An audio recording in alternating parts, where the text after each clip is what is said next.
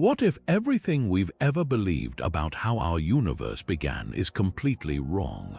We look up at the night sky, tracing constellations our ancestors named millennia ago, confident that science has given us answers. The Big Bang, cosmic inflation, the steady unfurling of time and space. But what if the truth is far stranger, far wilder than anything textbooks dare to suggest? What if our origin story isn't a singular event but a mosaic of possibilities, each more unbelievable than the last? Today, we're setting off on a journey far beyond conventional astrophysics, venturing into the outer edges of imagination where reality blurs and the rules we take for granted simply don't apply. We're diving deep into 25 of the most bizarre, provocative, and utterly compelling theories about where everything came from. Some of these ideas sound like they're ripped from the pages of science fiction, like the simulation hypothesis, which proposes we might all be living in an advanced digital construct, or the Cyclic Universe model, where creation and destruction repeat in an endless loop across aeons. Others draw from ancient myths, philosophical wonderings, or radical scientific conjecture, each one challenging not just what we know, but how we think about knowing itself.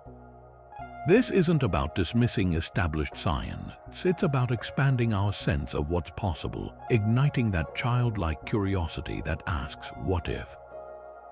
With genuine awe, so come with us. Let your imagination run free as we explore concepts that will bend your mind and stretch your perception of existence. Whether these theories turn out to be true or remain in the realm of beautiful speculation, each one invites us to look at the cosmos and our place within it with fresh eyes.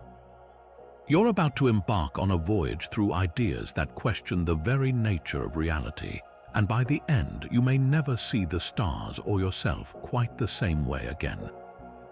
And so we begin with one of the most discussed and debated ideas in modern cosmology, the simulation hypothesis. This theory proposes a staggering possibility that our entire universe, from the most distant galaxy to the feeling of your breath in your lungs, is not base reality but an intricately constructed computer simulation, much like an ultra-advanced video game. The beings running this program could be a vastly more advanced civilization, perhaps our own distant descendants, who have created this reality as a form of historical preservation, a scientific experiment, or even pure entertainment. While this might sound like a plot from a science fiction film, its philosophical roots run deep, stretching all the way back to ancient Greece. Philosophers have long questioned the nature of our perceived reality. Plato's allegory of the cave is one of the earliest and most powerful expressions of this skepticism. He described prisoners chained in a cave, their entire lives spent watching shadows cast on a wall by a fire behind them. They believe these shadows are the entirety of reality, having no concept of the true world outside. For them, the shadows are real. This allegory perfectly mirrors the core question of the simulation hypothesis. How would we know if our experiences were merely shadows on a wall, a rendered facade for a deeper, truer reality we cannot perceive? In the modern era, this idea was pulled from philosophy and given a mathematical framework by Swedish philosopher Nick Bostrom in 2003.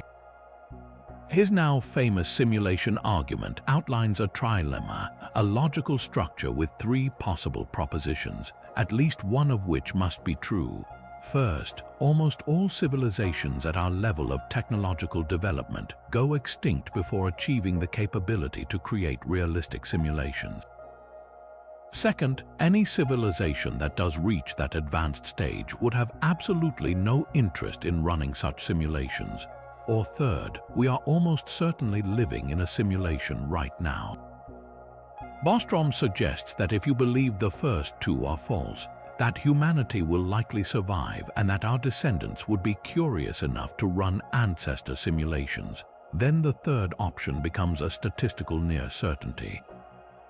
If advanced civilizations can create billions of simulated realities, the number of simulated minds would vastly outnumber the biological ones, making it overwhelmingly probable that we are among the simulated.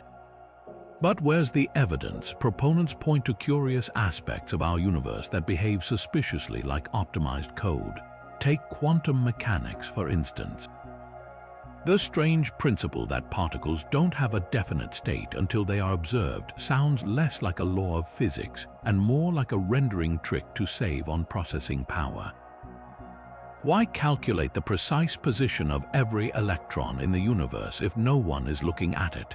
It's a form of cosmic data compression. Others point to alleged glitches in the matrix, those moments of déjà vu or seemingly impossible coincidences that feel like a brief lag or an error in the program. Even the very fabric of spacetime might have a finite resolution, a pixelated Planck length, hinting at an underlying digital structure. This leads to the most profound implications of the theory, the nature of consciousness and free will. If we are merely lines of code in a grand simulation, are our thoughts and emotions our own, or are they predetermined outputs of the program? Does our lives have authentic meaning, or are we just characters in someone else's story? It's a dizzying thought experiment that challenges everything we believe about existence itself. Whether you find it terrifying or liberating, the simulation hypothesis forces us to confront the ultimate question. If our reality is a simulation, what then is real? So if our reality is a sophisticated simulation, where might we find the fingerprints of the programmer? Scientists and philosophers have proposed several fascinating, if speculative, pieces of evidence. One of the most compelling comes from the realm of quantum physics, the famous double-slit experiment. In this experiment, when particles like electrons are fired one at a time at a barrier with two slits, they don't just go through one or the other. Instead, they seem to pass through both simultaneously, creating an interference pattern on the detector screen behind it. This behavior suggests particles exist as a probability wave. But the true strangeness occurs when you place a measuring device by the slits to observe which one the electron actually goes through. The moment you do this, the wave-like behavior vanishes. The particle acts like a single, solid object and the interference pattern disappears. It's as if the particle knows it's being watched. From a simulation perspective, this isn't a spooky mystery, it's an efficient coding practice. Why waste immense processing power rendering the full, detailed state of every single particle in the universe when no one is looking? The program only calculates the definite properties of a system when it needs to, when an observation is made. This lazy loading of data is a common technique in video game design to optimize performance, and it eerily mirrors what we see at the quantum level. Beyond the lab, some point to peculiar quirks in human consciousness and memory as potential glitches. The Mandela effect is a popular example where large groups of people share a specific, vivid memory that contradicts documented reality. The most famous instance is the belief that Nelson Mandela died in prison in the 1980s, when in fact he was released and passed away in 2013. Others recall the children's book series being called The Berenstain Bears, not Berenstain, or a specific line from the movie Star Wars that never existed. While psychologists explain this through collective false memory and confabulation, simulation theorists offer a different take. These could be minor update errors or version inconsistencies in the source code, briefly revealing the scaffolding of our constructed reality. They are the cosmic equivalent of a software patch that didn't quite install correctly for everyone. Then there is the unsettling perfection of mathematics itself. Why is our universe so precisely, elegantly describable by mathematical equations? The laws of physics appear to be universal and constant, holding true from one end of the cosmos to the other. This mathematical underpinning could be seen as the source code of the simulation, the fundamental programming language upon which everything is built. The fact that we, as seemingly organic entities within the program, can discover and understand these rules might not be a happy accident.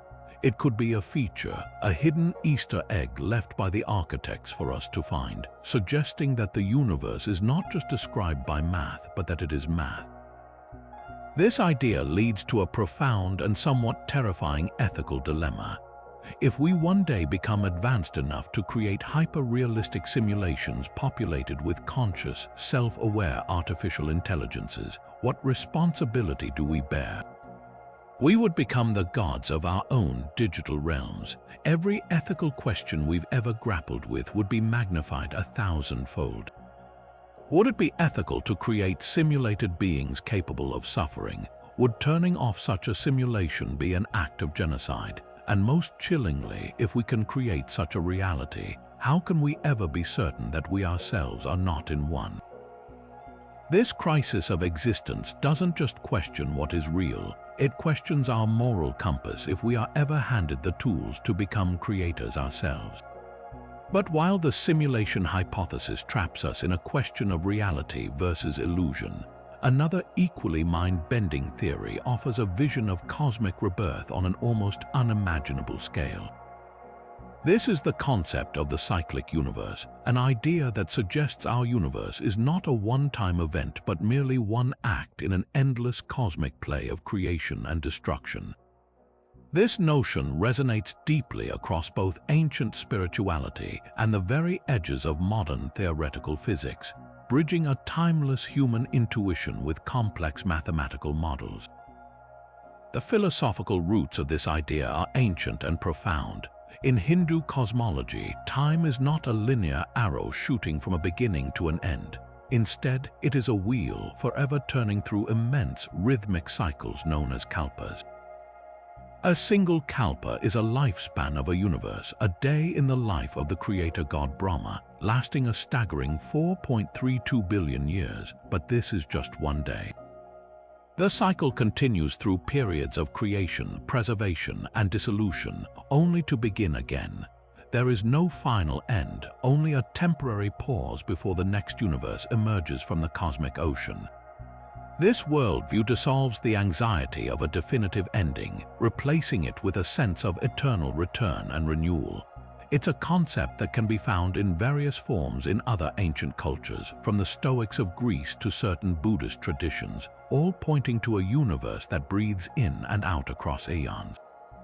In the 20th century, this poetic idea found a potential partner in science through the oscillating universe or Big Bounce model. This was an attempt to solve a problem with the original Big Bang theory. What came before? The oscillating model proposed that the universe expands from a hot, dense state, just as we observe, but that the collective gravity of all matter would eventually halt that expansion. The universe would then begin to contract, pulling all of existence, every galaxy, star, and atom, back together in a devastating big crunch. This collapse wouldn't be the final word. Instead, the incredible energy and density of the crunch would trigger a rebound, a new Big Bang, birthing a fresh universe from the ashes of the old one. This cycle of expansion and contraction could, in theory, repeat forever, an infinite series of universes with no true beginning or end. For a time, this was a compelling alternative to a single creationist-style Big Bang. However, the model faced a major challenge with the discovery of dark energy in the late 1990s. Observations showed that not only is the universe expanding, but that expansion is accelerating. The push of dark energy appears to be stronger than the pull of gravity, making a future Big Crunch seem increasingly unlikely. If the universe is flying apart faster and faster, how could it ever collapse back on itself? This seemed to spell the end for the cyclic idea, consigning it to the realm of beautiful but obsolete thought. Yet the concept was too powerful to die. It has been resurrected in a brilliant and mathematically complex new form by renowned physicist Sir Roger Penrose. His theory, called conformal cyclic cosmology, offers a bizarre and elegant loophole. Penrose agrees that our universe will continue expanding forever, eventually becoming a cold, dark, empty void, a state known as heat death. But in this vast emptiness, something strange happens. As the universe expands toward infinity, space becomes so vast that the concepts of time and distance lose all meaning. In this featureless, energy-less void, a universe that has expanded to an infinite size becomes mathematically identical to a universe that has contracted to an infinitely small point. Think of it like this: if you take a single note and slow it down infinitely, the sound stretches into silence. But that infinite silence is identical to the silence you would get from a note sped up infinitely. The two extremes meet. Penrose proposes that the infinite future of one universe becomes the singularity of the next. In this model, there is no collapse. Instead, a dying universe smooths itself out, loses all its structure, and in doing so, effectively resets. This allows a new Big Bang to emerge from the ashes of the previous universe's heat death. The cycle continues, but not through a violent crunch and bounce. It's a more subtle, profound transition where the end seamlessly becomes the beginning.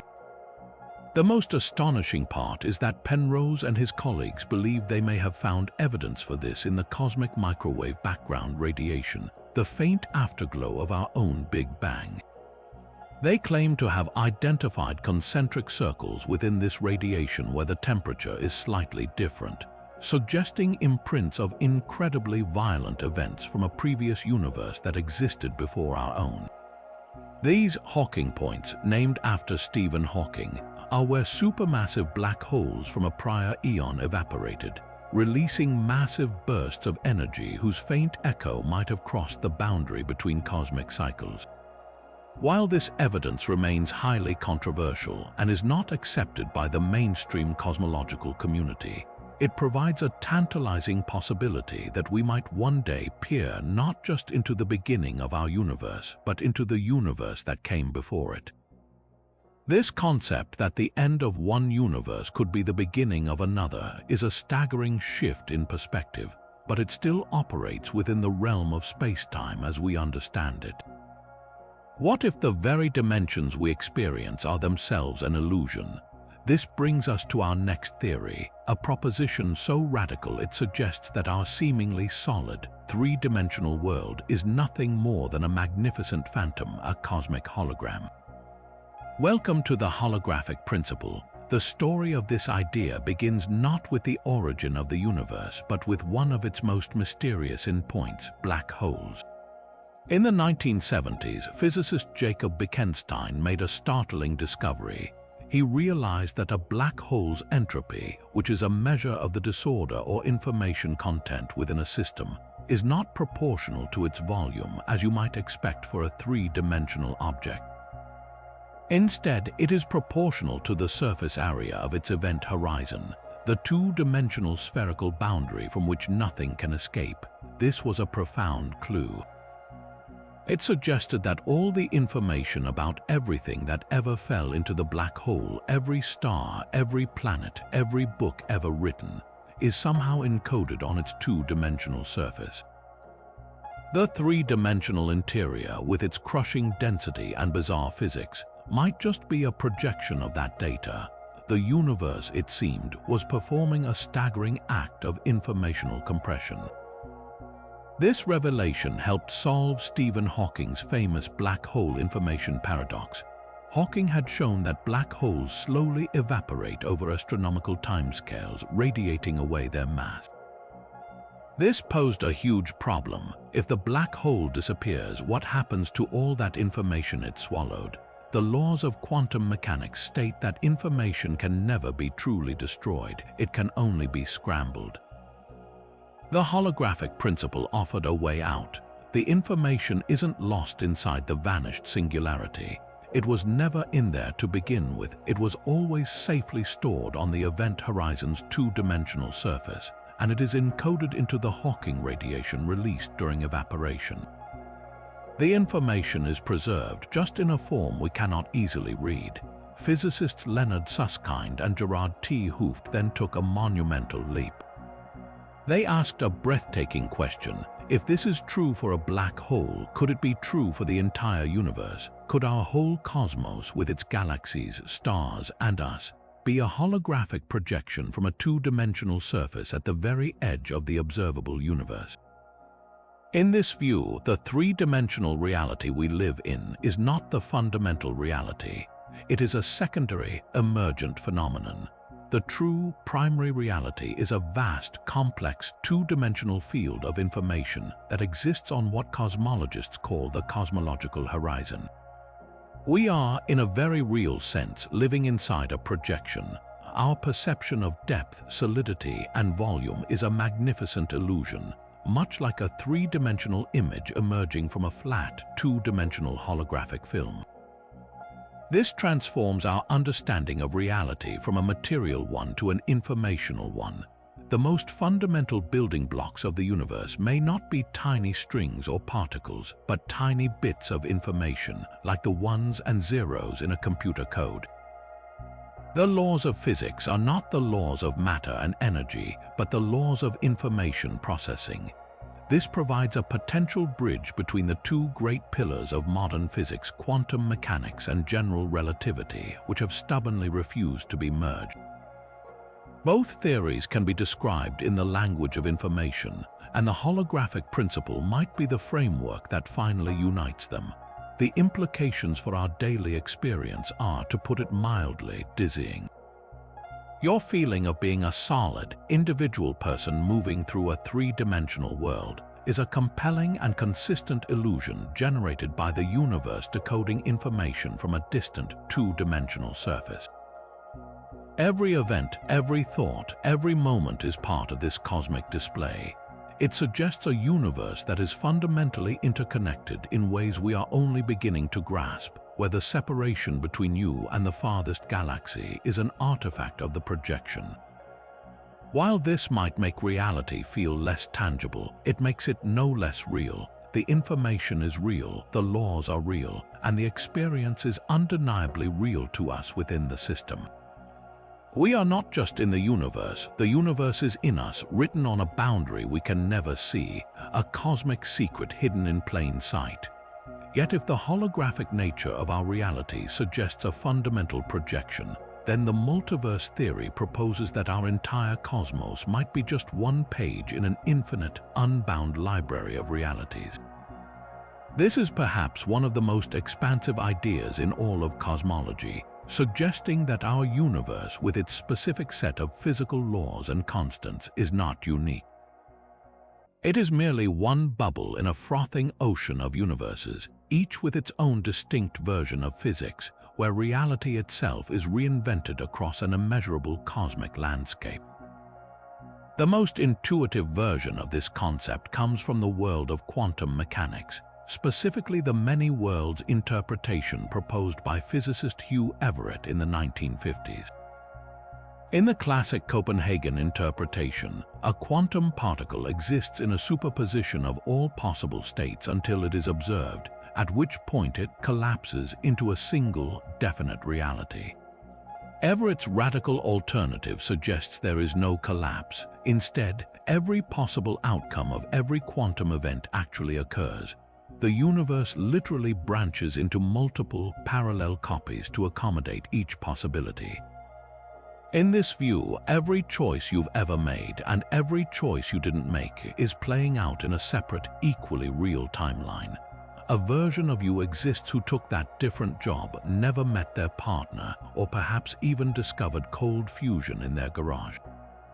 It's a dizzying proposition that replaces chance with infinite certainty, where every conceivable history is being written simultaneously.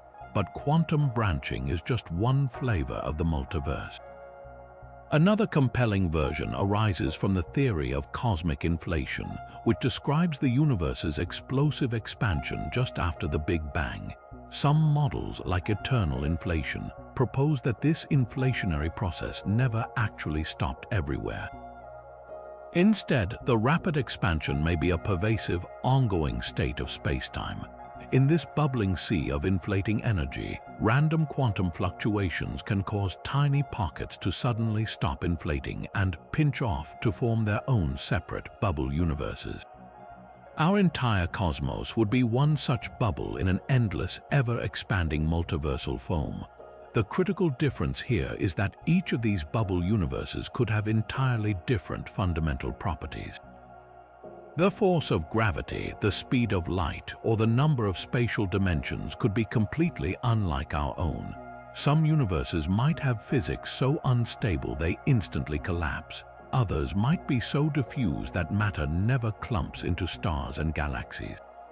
We just happen to live in one where the constants are perfectly fine-tuned for our existence, a concept known as the Anthropic Principle. String theory, a leading candidate for a theory of everything, offers perhaps the most bizarre multiverse model of all, the brain multiverse. In this framework, our three-dimensional universe is not all there is. It is a three-dimensional membrane, or brain, floating within a higher dimensional space, often called the bulk. Other brains, entire universes with their own particles and forces, could be floating right alongside ours in these extra dimensions, perhaps mere millimeters away. Yet we are utterly unaware of them because all the particles and forces we know of, with the possible exception of gravity, are stuck to our own brain like flies on a windowpane. We cannot see or touch these parallel realities, but their gravitational influence might occasionally leak into our own, potentially explaining some of the dark matter that holds galaxies together. In this view, a Big Bang might not be a true beginning, but merely a violent collision between two of these brains in the higher dimensional bulk. The implications of any multiverse model are profound, touching on philosophy and the very nature of science. If an infinite number of universes exist, then everything that is physically possible must happen somewhere.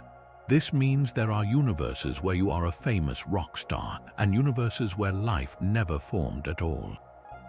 It can even be used to explain the perplexing fine-tuning of our own universe. The fundamental constants and forces appear perfectly calibrated to allow for stars, planets, and life. If the strength of the strong nuclear force were even slightly different, atoms couldn't form. If the cosmological constant were a bit larger, the universe would have ripped itself apart before galaxies could ever take shape. In a single universe, this perfection seems like an unbelievable coincidence, perhaps pointing to a creator. But in a multiverse, it's merely a statistical inevitability. With an infinite number of tries, a universe with the right conditions for life was bound to appear eventually, and we are, of course, in it. This shifts the question from why is our universe so perfect to what selection bias are we subject to by being conscious observers within it. While the multiverse remains a highly speculative and controversial idea, critics argue it is not falsifiable and therefore not proper science. It represents a staggering shift in perspective.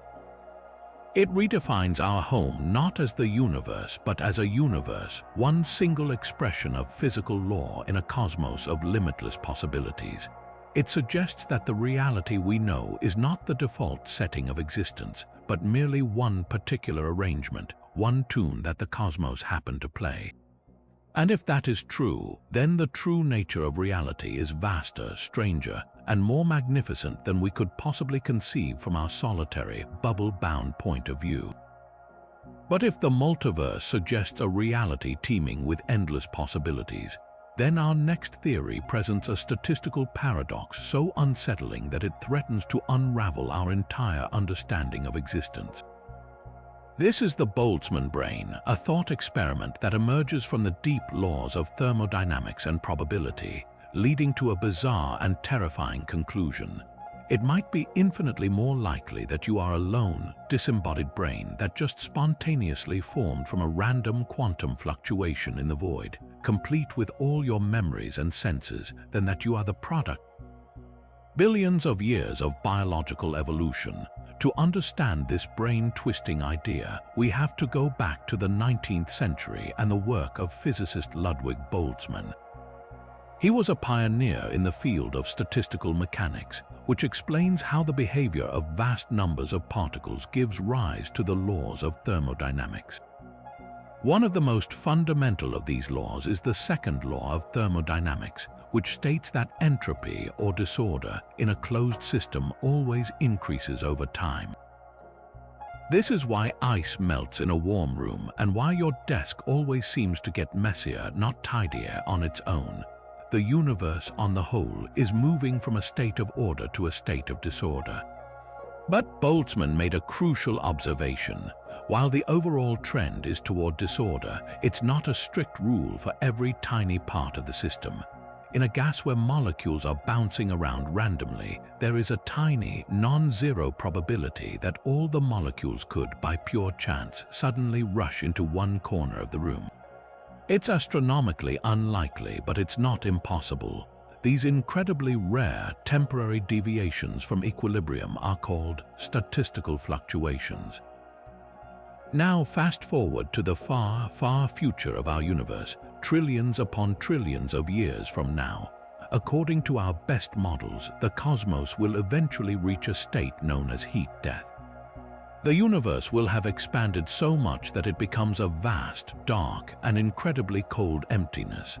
Every star will have burned out, every black hole will have evaporated, and all matter will be evenly distributed in a featureless sea of particles. This is the ultimate state of maximum entropy, a boring, uniform equilibrium. But even in this perfect equilibrium, random quantum fluctuations will still occur. Given enough time, and we're talking about time scales so immense they make the current age of the universe look like a single blink, these fluctuations can produce anything. Absolutely anything that is not forbidden by the laws of physics, no matter how complex, has a probability of simply popping into existence. A single hydrogen atom could appear. A perfect copy of the Mona Lisa could materialize. Or, and this is the terrifying part, a fully formed, conscious human brain could spontaneously assemble, complete with a lifetime of entirely false memories of living a full life on a planet called Earth. This is a Boltzmann brain. And the paradox arises because the probability of such a fluctuation creating a single, self-aware brain is actually higher than the probability of the fluctuation that created our entire, incredibly ordered, 13.8 billion-year-old universe with all its galaxies, stars, planets, and the long, improbable process of biological evolution that led to you watching this video. The simpler the system, the more likely it is to fluctuate into existence. A lone brain is far simpler than an entire cosmos. This leads to a staggering philosophical crisis. If you are reasoning from the laws of physics and probability, you should conclude that you are almost certainly a Boltzmann brain, a momentary flicker of consciousness in an infinite void, soon to dissolve back into chaos, rather than a person embedded in a vast, consistent historical reality. Every piece of evidence you have for your own existence, your memories, the device you're watching this on, the laws of physics themselves, could just be an elaborate, self-contained hallucination generated by this random fluctuation. The world you perceive is not real. It's a detailed illusion created by a brain that formed seconds ago. Naturally, physicists find this conclusion absurd and deeply unsatisfying. It's a reductio ad absurdum argument that shows a theory leads to an absurd outcome, thereby suggesting the theory might be flawed. The existence of Boltzmann brains is seen as a major problem for certain cosmological models, particularly those that predict an eternal universe destined for heat death. It forces scientists to look for theories that avoid this bleak future, perhaps by suggesting the universe will eventually contract in a big crunch or that dark energy will behave differently than we think, preventing an eternal equilibrium from ever forming. The paradox, therefore, isn't just a creepy thought experiment. It's a valuable tool that pushes cosmology to refine its models and seek a more complete picture of our cosmic destiny, one where our reality isn't just a statistical ghost. Yet if the Boltzmann brain presents a crisis of probability, suggesting our existence might be a fleeting accident in a cosmic void. Then our next theory offers a profoundly different answer, one that has been humanity's first and most enduring explanation for the mystery of our origins. This is the divine creation theory, a concept that spans cultures and millennia, proposing that the universe is not a product of random chance or unseen physics, but the deliberate work of a supreme, intelligent creator. While often placed in opposition to scientific inquiry, this idea has fascinating points of connection with modern cosmology, particularly through the compelling argument of cosmic fine-tuning. Across the globe and throughout history, every human culture has developed its own creation narrative. In the West, one of the most influential is the Genesis account from the Hebrew Bible.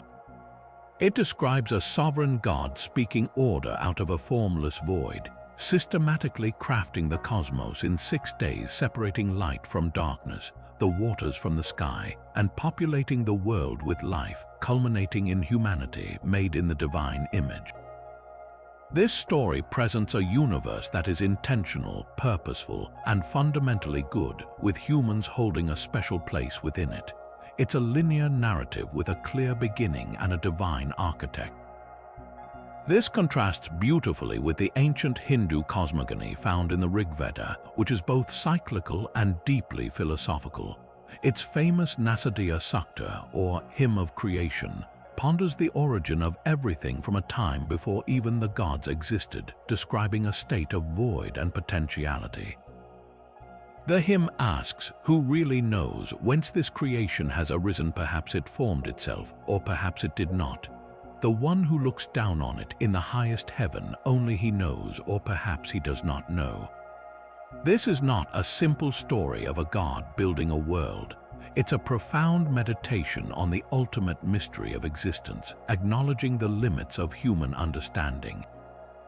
In these varied traditions, from the Aboriginal Dreamtime to the Norse myth of Ymir, the common thread is intelligence and purpose.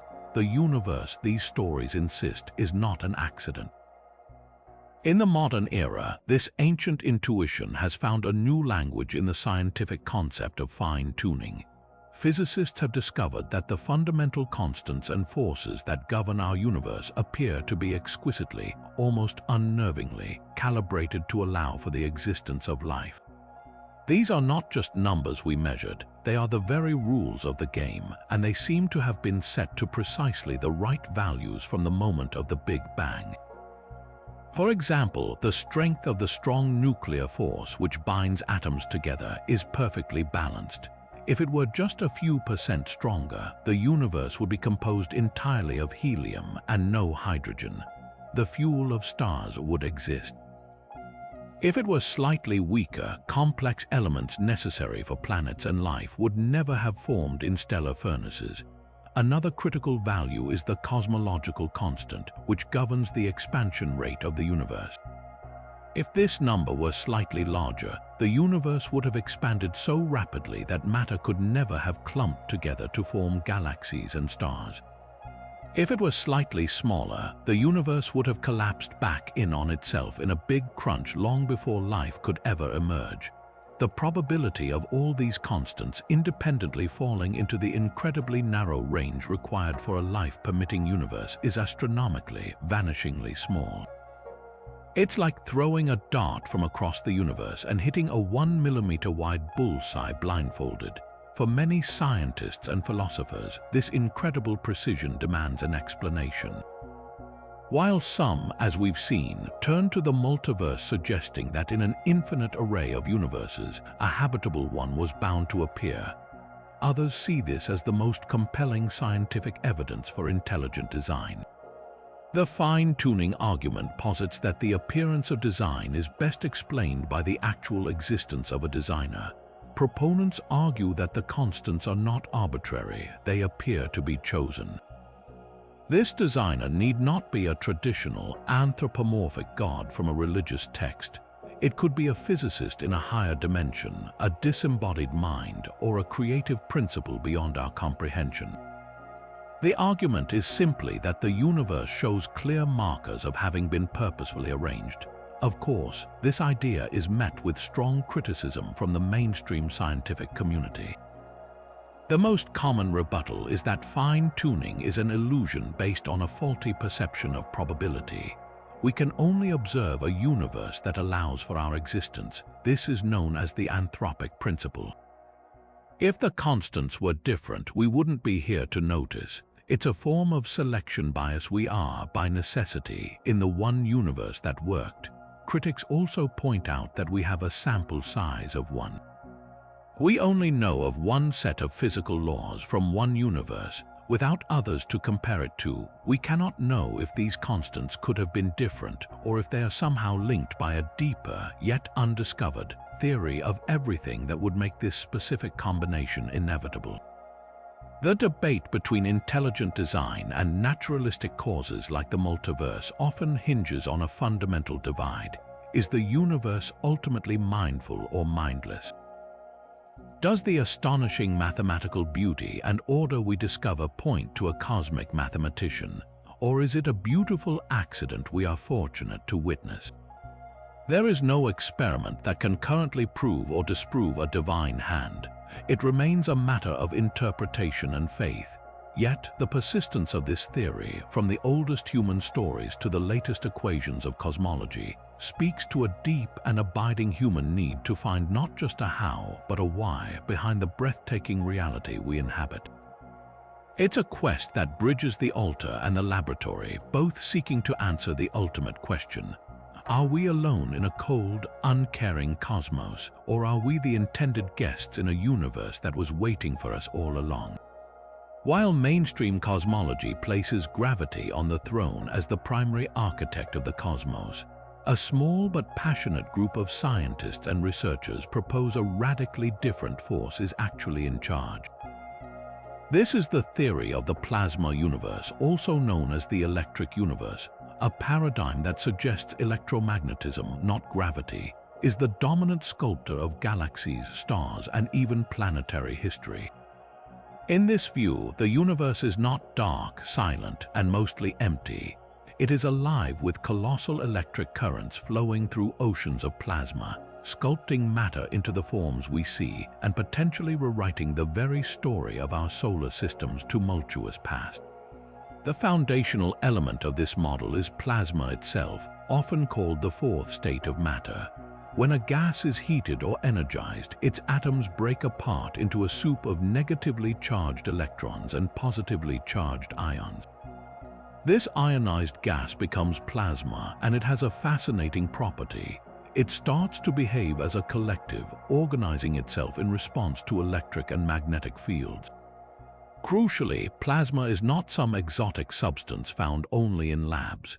It is estimated that 99% of the visible universe is made of plasma, from the fiery interior of stars to the vast, diffuse material between galaxies. Proponents of the electric universe argue that if most of the universe is made of this electromagnetically active material, then shouldn't electromagnetic forces play a far greater role in shaping it?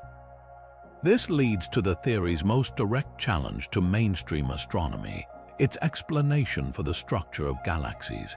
The standard model requires the existence of vast amounts of invisible dark matter to provide the extra gravitational glue needed to hold fast-spinning galaxies together. The electric universe model proposes a different solution. It suggests that galaxies are not isolated islands held by gravity alone, but are instead nodes in a vast cosmic circuit. Enormous galaxy-spanning currents flow along twisting magnetic field lines through intergalactic space. These currents, known as Birkeland currents, pinch the conductive plasma through a process called the Z-pinch, which can compress matter into the familiar shapes of spiral and elliptical galaxies. In this view, the rotational forces that seem to require dark matter are actually supplied by powerful electromagnetic forces, doing away with the need for an unseen, mysterious substance altogether. The theory extends this electromagnetic thinking to the formation of stars themselves. Rather than a star forming from the gravitational collapse of a gas cloud, the electric universe model suggests stars are born where these immense intergalactic currents converge. The Z-pinch effect would compress plasma at these focal points, igniting an electric arc discharge that becomes a star. In this conception, a star is not an isolated nuclear furnace powered solely by internal fusion. It is an electrically powered anode in a galactic circuit, receiving energy from the immense currents flowing through the galaxy. This could potentially explain phenomena that puzzle mainstream astronomy, like why the sun's corona is millions of degrees hotter than its surface, a problem akin to feeling a wave of heat as you move away from a fire. This might be the signature of an external electrical input heating the atmosphere from the outside. Perhaps the most controversial and dramatic aspect of the electric universe theory involves our own solar system's history. Proponents suggest that the planets once moved in different orbits and that a period of incredible electrical instability reshaped the worlds in living memory of early humanity. They point to global myths that describe cosmic battles between gods in the heavens, with thunderbolts and celestial serpents filling the sky. Could these be ancient eyewitness accounts of planetary close encounters where worlds drew near enough for colossal electrical arcs, perceived as divine thunderbolts, to leap between them, scarring the surfaces of the planets? They cite the surface of worlds like Mars as potential evidence. The vast canyon system of Valles Marineris, which dwarfs the Grand Canyon, is explained not by slow water erosion over eons, but by a planet-scale lightning scar from a cosmic electrical discharge. Similarly, the strange crater-like blueberries of hematite found by the Opportunity rover are interpreted not as geological formations, but as fused matter from electrical arcing. On our own world, they argue that the Grand Canyon itself shows features inconsistent with slow water erosion, suggesting it too could be the scar of a massive electrical event. This reinterpretation of myth and geology paints a picture of a solar system that was, on a cosmological timescale, recently rearranged in a terrifying celestial light show that was recorded in our oldest stories as a battle of the gods. Unsurprisingly, the plasma universe theory exists far outside the mainstream of modern cosmology. Critics argue that while electromagnetic forces are crucial on smaller scales, like in solar flares, they simply aren't powerful enough to overcome gravity on the galactic scale. The mathematics of gravity successfully predicts the motions of planets and the behavior of binary star systems with incredible precision. And the evidence for dark matter, from gravitational lensing to the cosmic microwave background, is seen as overwhelming by most physicists. They view the electrical explanations for planetary features as a form of catastrophism that ignores the clear, slow geological processes we can observe. For now, the electric universe remains a heterodox idea, a compelling challenge from the fringe that forces mainstream science to continually defend and refine its gravitational models, ensuring our understanding of the cosmos is always being tested, even by its most unconventional ideas. This idea of a cosmic circuit and electrical scarring offers a radically different lens, but it still operates within the framework of space-time. What if the very nature of that space-time is not just shaped by forces, but is itself a kind of cosmic Russian doll, nested within an infinite regression of realities? This leads us to our next mind-bending proposal, the possibility that our entire universe, with its hundreds of billions of galaxies, exists inside a black hole residing in another, larger universe. The seed for this theory was planted by the uncanny similarities between the two most singular events in physics, the Big Bang and the core of a black hole. Both are described by our equations as gravitational singularities, points of infinite density where the laws of physics, as we know them, break down completely. In the standard Big Bang model, our universe erupted from such a singularity. Meanwhile, at the heart of every black hole, general relativity predicts that all the matter that ever fell in is crushed into another singularity. The parallel is striking. One singularity seems to create a universe expanding outward, while the other is the end result of a universe collapsing inward. This has led some physicists to wonder if they might be two sides of the same coin. What if the Big Bang wasn't a true beginning, but was actually the birth of a new space-time region from the singularity of a black hole in a parent universe? The mathematics of this idea became more compelling with the work of physicists like Nikodem Poplawski. He applied a theoretical model of spacetime that incorporates torsion, a property that describes a kind of twisting in the fabric of the cosmos. In his calculations, the immense gravitational collapse of a dying star doesn't just form a singularity that destroys information. Instead, the twisting force of torsion becomes so powerful that it fights back against the collapse, acting like a cosmic spring. This resistance could be enough to prevent the formation of a true singularity, rebounding the collapsing matter and causing a violent, white hole-like explosion.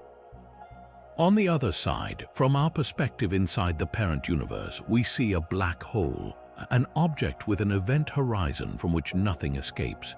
But from the perspective of the new spacetime born from that rebound, it would look exactly like a Big Bang, a hot, dense, expanding universe. Our entire cosmos could be that other side. This model provides an elegant, if dizzying, solution to several cosmic puzzles. For one, it offers a natural explanation for the arrow of time. Why does time only move forward? In the parent universe, matter falling into the black hole increases the entropy or disorder of that system. This direction of increasing entropy is imprinted onto the new universe born from the rebound, establishing a fundamental direction for time's arrow from its very first moment. Furthermore, it could explain why our universe appears so flat and uniform on the largest scales, a key observation supporting cosmic inflation.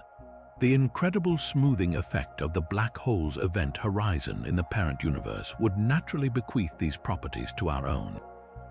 The implications are staggering, suggesting a cosmology of infinite nesting. If our universe exists inside a black hole, then that parent universe might itself reside inside a black hole in a grandparent universe, and so on, creating a potentially endless chain of cosmic matryoshka dolls. Conversely, every black hole that forms within our own universe could be the seed for a brand new, baby universe in its own right, bubbling into existence with its own unique physical laws. We would not be living in a single, isolated cosmos, but in one branch of a vast fractal multiverse tree, where each universe is born from the collapse of a star in a reality above it. This idea pushes the limits of what is testable, but some researchers look for potential fingerprints. If our universe was born from a specific type of black hole in a parent cosmos, that origin might have left a subtle imprint on the pattern of the cosmic microwave background radiation, the afterglow of our own Big Bang. Others suggest that the initial spin of our universe, which could be measured by studying the polarization of light from the most distant galaxies, might hold a clue, as it could have been inherited from the rotation of the parent black hole. While these are highly speculative avenues, they offer a glimpse of how a theory that sounds like pure metaphysics might one day confront data, challenging us to see the most mysterious objects in our sky not as endings but as cosmic wombs. But if the idea of our universe being born from a black hole suggests a fractal chain of creations, then the time loop theory proposes an even more intimate and inescapable prison for reality. A cosmos with no chain at all, just a single, perfect and eternal repetition. This is the concept that time is not a straight line marching from a beginning to an end, but a closed circle. The universe is destined to expand, contract, and rebound in a big crunch and a new Big Bang, but not just any rebirth, an exact one. Every atom, every life, every moment you have ever experienced or ever will experience has happened before an infinite number of times and will happen again forever. You are reading these words for the first time, and you have read them a billion times before. This idea, known as eternal recurrence, finds its most famous philosophical champion in the 19th century thinker Friedrich Nietzsche.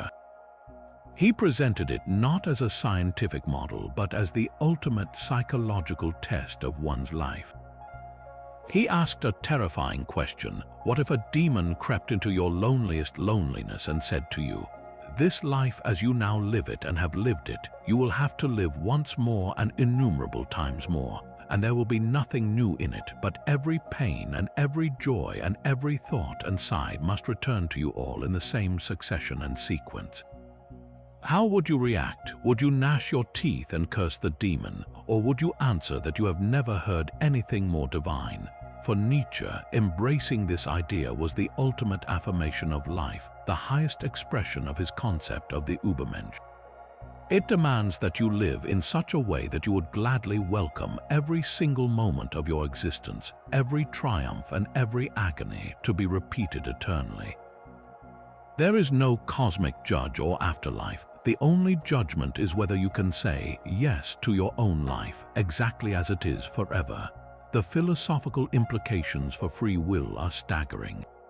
If every event is preordained to recur identically, then our choices are an illusion. The feeling of making a decision is just a part of the script, a line in a play that has been performed countless times. You cannot change your fate because your fate is already set, not just for this iteration but for all of them. This rigid determinism seems to strip life of meaning, reducing it to a mechanical playback. Yet from another perspective, it could be the source of ultimate meaning. If this is all there is and it repeats forever, then every single action, no matter how small, is imbued with infinite significance. The kindness you show a stranger, the art you create, the love you share, these are not fleeting moments lost to time. They are eternal fixtures of the cosmos, permanent patterns in the weave of reality that will reappear unchanged cycle after cycle after cycle. But could physics actually allow for such a perfect, deterministic loop? The classical idea of an oscillating universe, expanding and contracting in a series of big bangs and big crunches, initially seemed to provide a mechanism. However, as we discussed, the discovery of dark energy and the accelerating expansion of the universe made a traditional gravitational big crunch seem unlikely. But the time loop theory requires more than just a collapse. It requires that the collapse perfectly resets the universe to its exact initial conditions, preserving all information to allow for an identical replay. This runs into a formidable obstacle, the second law of thermodynamics. Entropy, the measure of disorder, always increases. Think of an egg being scrambled. It's easy to mix the yolk and white, but nearly impossible to unscramble them back into a perfect egg. The universe is like that egg on a cosmic scale. Every time energy is used, every time a star shines or a thought is formed, the total entropy of the universe increases. If the universe were to collapse into a big crunch, it wouldn't be a neat, organized reversal of the expansion. It would be a chaotic, high-entropy mess. A universe ending in a big crunch would be a scrambled egg, not a Chinese letter to a pristine, low-entropy state ready for a perfect new Big Bang. For a true time loop to exist, the universe would somehow have to reset its own entropy at the moment of the crunch, a process for which we have no known physical mechanism. This is where quantum mechanics might offer a bizarre loophole, though not in the way one might expect. At the quantum level, the world is probabilistic, not deterministic. Particles don't have definite states until they are measured. This inherent randomness seems to be the death knell for a perfectly repeating time loop. If a single quantum event had a different outcome in the next cycle, if one radioactive atom decayed a moment later, it could create a butterfly effect that would completely alter the future, making each cycle unique. However, some interpretations of quantum mechanics, like the aforementioned many worlds interpretation, could accommodate a form of recurrence but not an identical one. In that view, every possible quantum outcome happens in some branch of the multiverse, meaning there would be an infinite number of similar but non-identical universes, not one universe repeating itself. The true promise for a physical time loop might lie in the geometry of the universe itself. If the universe is finite but without any boundary, like the surface of a sphere but in 4 dimensions, then time could also be curved back on itself. In such a cosmos, if you could travel in a straight line for long enough, you would eventually return to your starting point, not just in space but in time. Your journey would bring you back to the very moment you left. This is a closed time-like curve, a concept that emerges from Einstein's equations of general relativity, particularly in the vicinity of immense gravitational fields like those of a rotating black hole. While these are mathematically possible, they are considered highly problematic by physicists because they create paradoxes, like the famous grandfather paradox where you travel back in time and prevent your own birth. Most physicists believe some yet unknown law of quantum gravity will prevent such curves from forming and preserve causality. So, while the time loop theory remains a powerful and haunting philosophical concept, it currently finds little support in modern physics.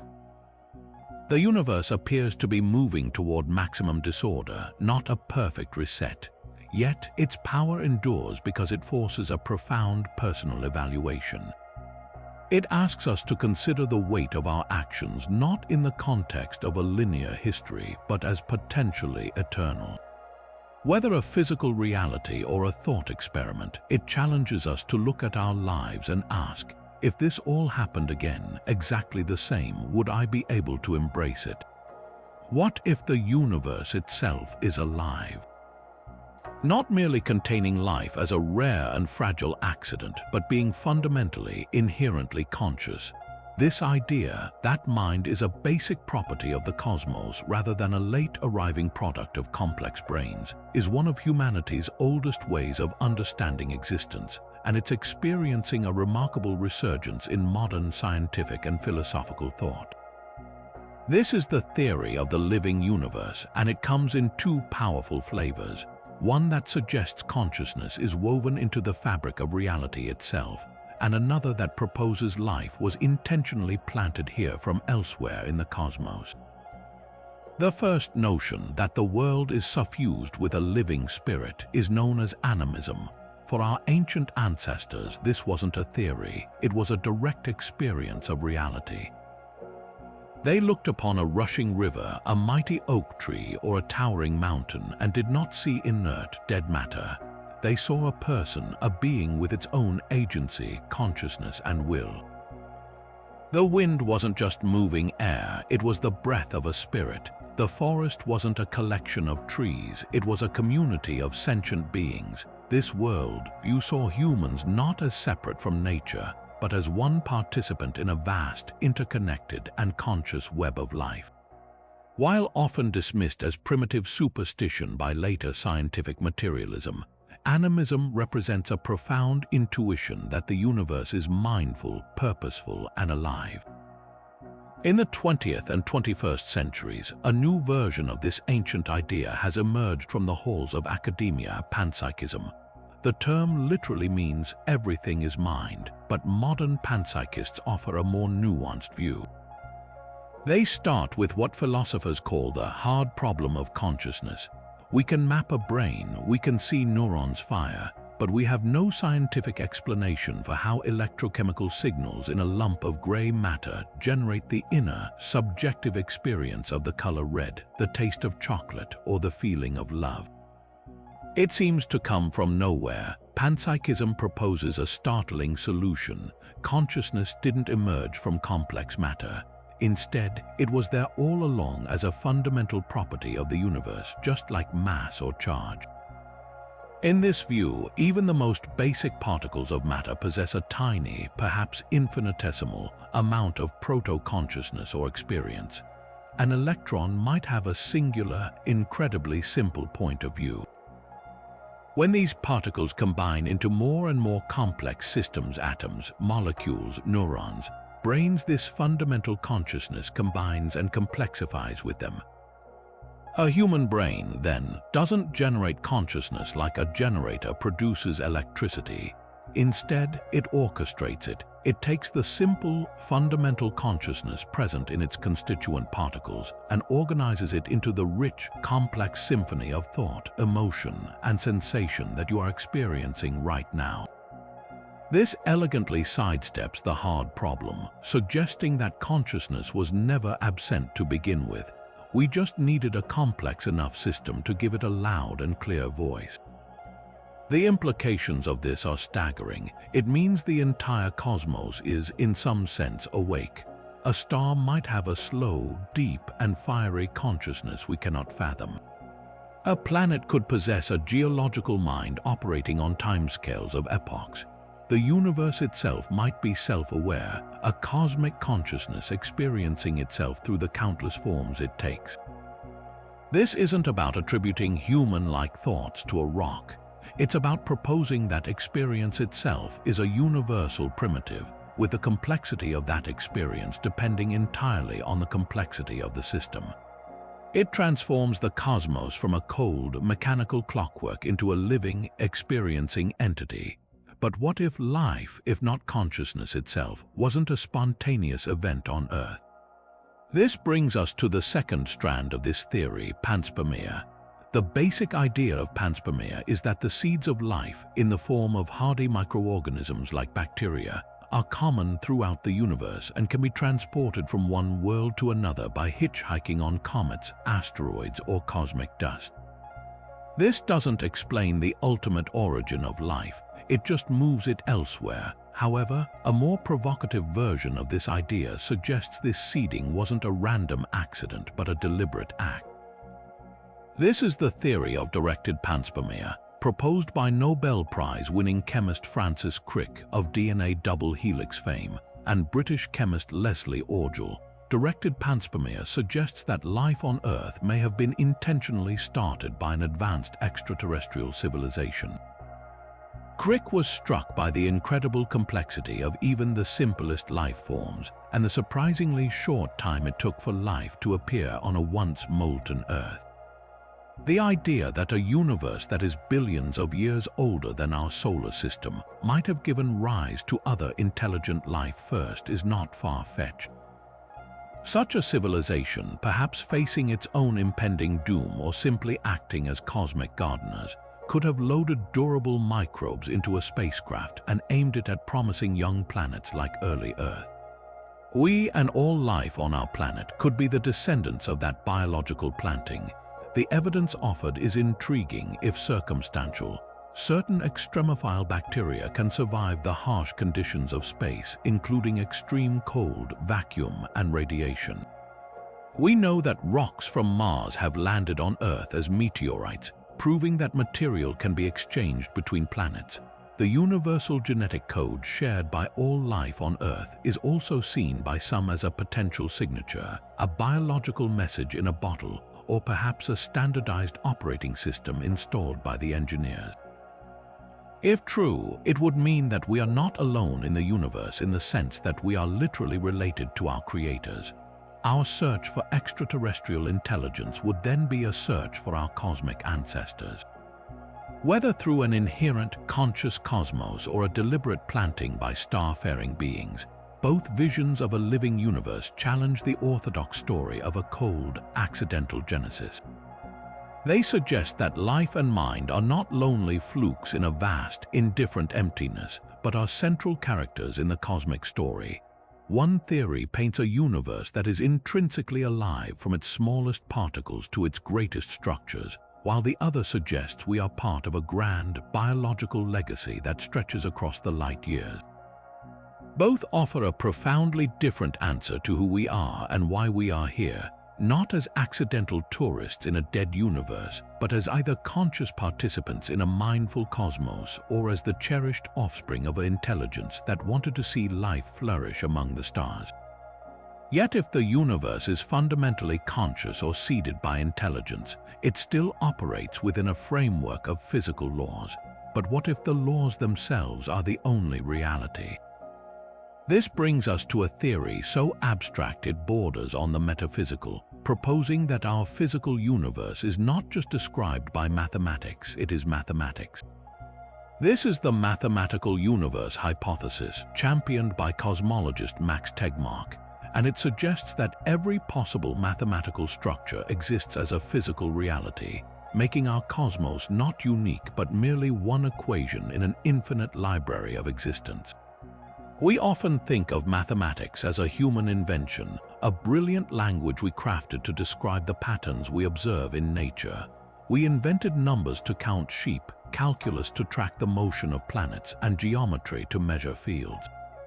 But what if we have it completely backwards? A growing number of physicists and philosophers argue that mathematics is not invented, it is discovered.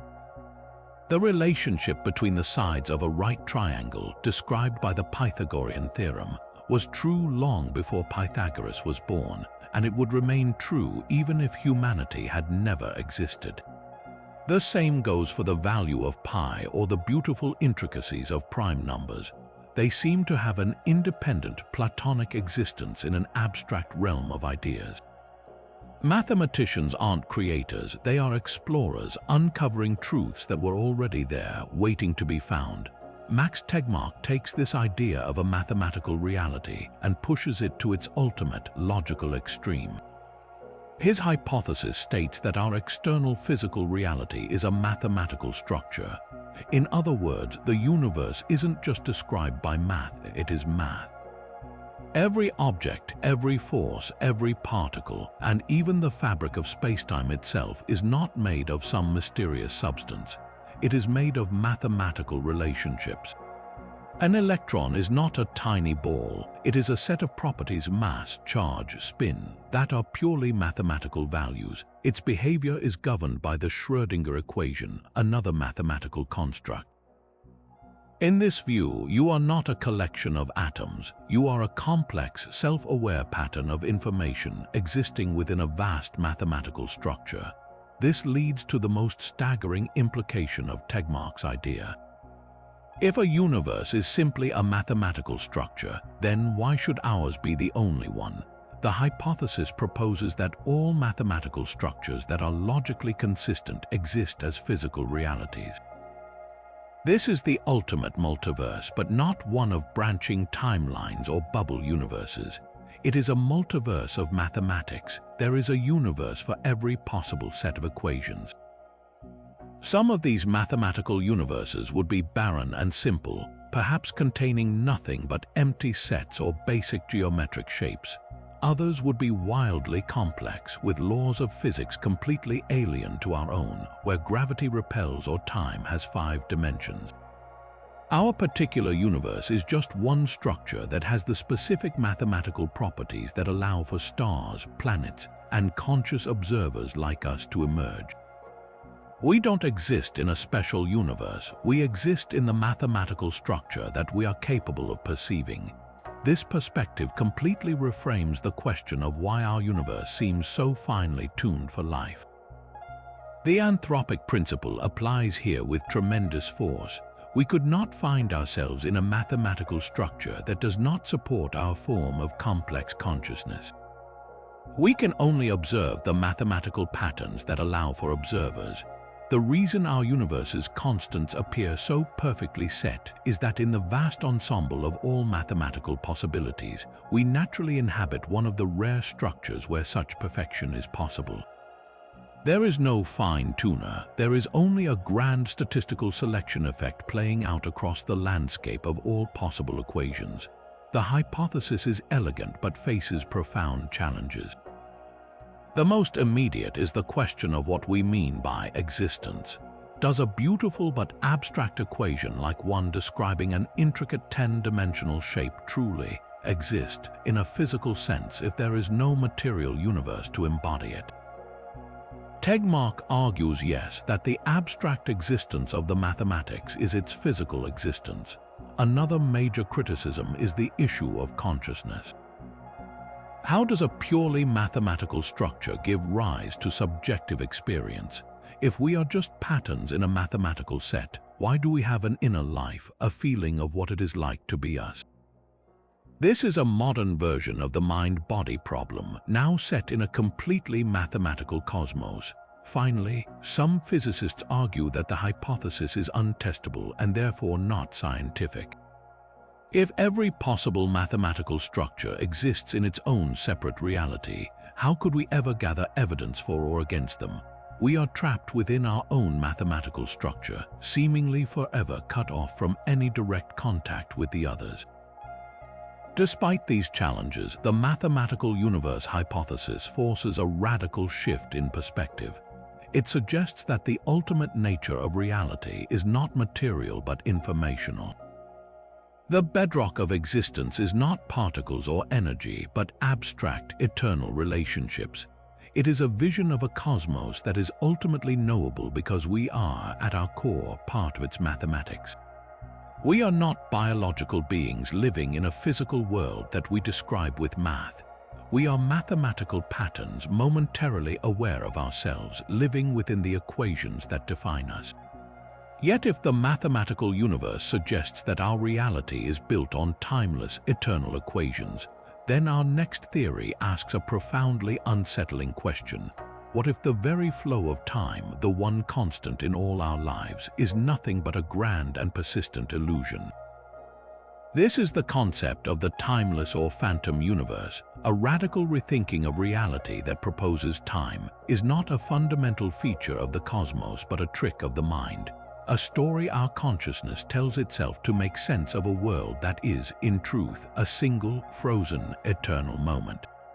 This idea finds one of its most articulate champions in physicist Julian Barbour, who has spent decades arguing that time does not exist. In his view, the universe is not a movie with frames moving from past to future.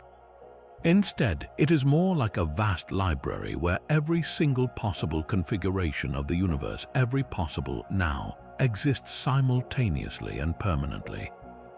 He calls these configurations nows. Picture every possible snapshot of reality, from the Big Bang to the heat death of the universe and every conceivable arrangement in between. Each snapshot is complete, static, and unchanging. There is no past pushing the present into the future. There is only an infinite collection of still photographs. Our undeniable experience of time flowing, according to Barbour, is an illusion created because we, as conscious beings, are only aware of one now at a time. Our consciousness doesn't move through time. It simply experiences a sequence of these separate, static moments, creating the feeling of a continuous story. It's like flipping through a cosmic flipbook. The motion is not in the pages but in our perception of them. This connects to a well-established concept in physics inspired by Einstein's theory of relativity, the block universe. Einstein's equations treat time as a fourth dimension, not fundamentally different from the three dimensions of space. In this four-dimensional spacetime, every event, your birth, the formation of the sun, the death of a distant star, has a specific location. The past, present, and future are all equally real and exist simultaneously within this static block. The feeling that the now is special and moving is a psychological artifact, a parochial viewpoint from within the block. From a God's eye view outside the universe, everything is just there. The entire history of the cosmos is laid out at once, a frozen river from source to sea. This is why physicists can use equations to predict eclipses thousands of years in the future, or look at the light from galaxies billions of years in the past, because those events are just as real and fixed as the event of you reading this sentence. If time is an illusion, then what creates our powerful, universal experience of it? The answer may lie not in physics, but in the nature of consciousness and memory. Our brain is a magnificent prediction machine, constantly taking fragmented sensory input and weaving it into a coherent narrative. It creates the story of a linear timeline to help us survive. Remembering a past event and anticipating a future one are both mental processes happening in the ever-changing present moment of your brain's neural activity.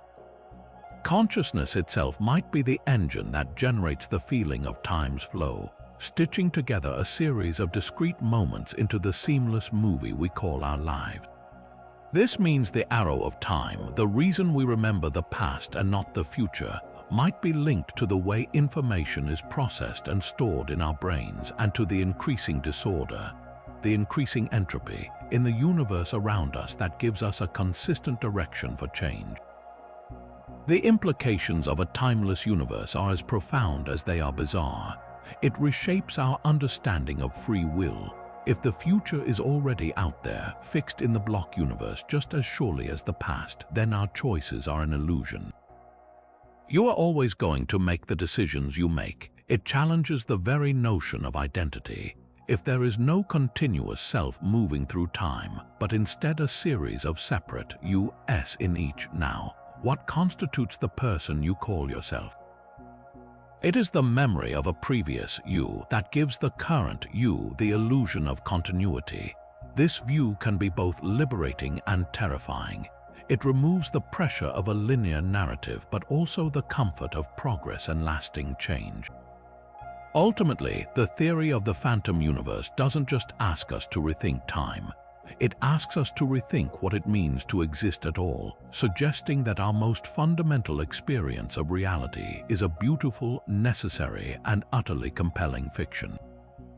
But if the timeless universe suggests that all moments exist at once, then a related and equally mind-bending theory provides a potential mechanism for how such a universe could have sprung into being from absolute emptiness.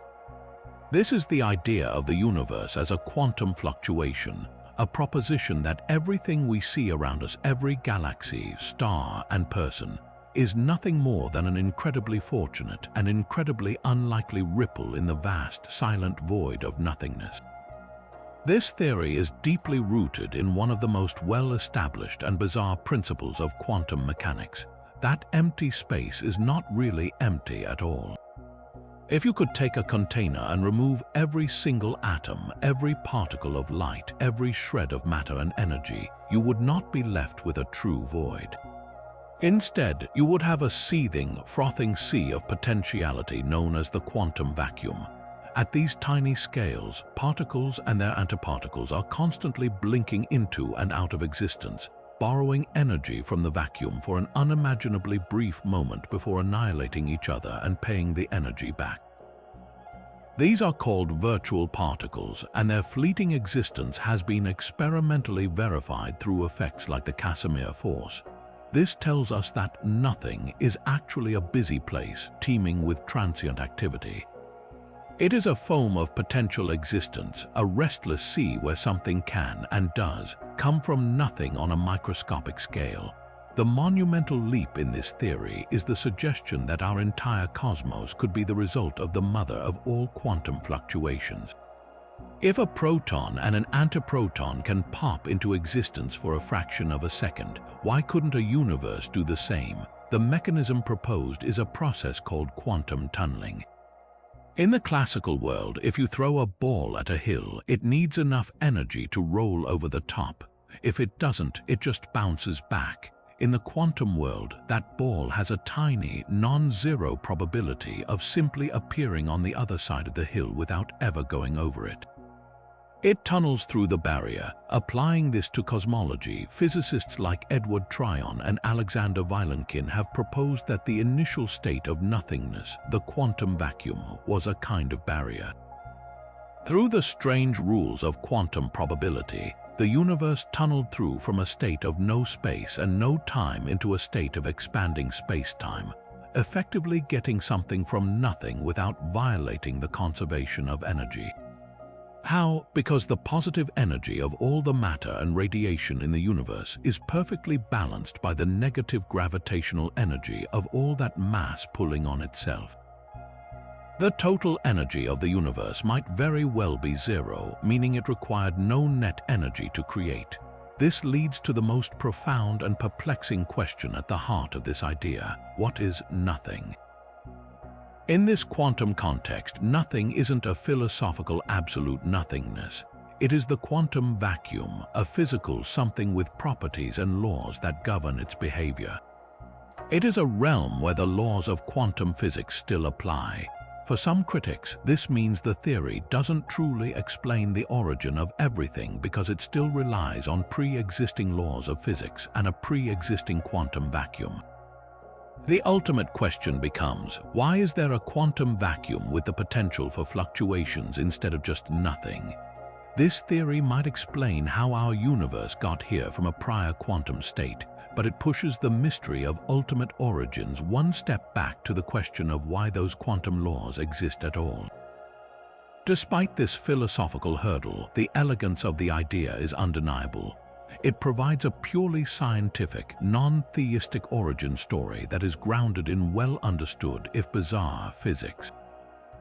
It suggests that universes could be spontaneously appearing all the time in a greater multiversal nothingness, most of them likely collapsing back instantly or forming with laws incapable of supporting life. We simply inhabit one that, by pure chance, had the right conditions to last for billions of years and allow for our evolution. In this view, our existence is the result of the ultimate cosmic lottery win, a random event of unimaginable improbability that gave us a universe where we can look up at the stars and wonder how it all began, perhaps never knowing that the answer might be that, in the most fundamental sense, it began as a ripple in a void, a fleeting thought in the mind of an empty cosmos. This radical inversion of reality leads us to a theory that turns the entire materialist worldview on its head. What if the foundation of everything is not matter and energy, but consciousness itself? This is the premise of the conscious universe, a profound idea suggesting that mind is not a late arriving product of brain chemistry, but the fundamental ground of all being. In this view, the physical world we perceive is not the primary reality. It is a manifestation, a projection of a deeper mental reality. Matter does not create consciousness, consciousness creates matter. The spark for this idea in modern science often ignites from the strange fire of quantum mechanics, particularly the infamous observer effect. In the quantum realm, particles exist in a blur of probability, a superposition of all possible states until a measurement is taken. The act of observation itself seems to force the particle to choose a definite state. For proponents of a conscious universe, this isn't just a technicality of measurement devices.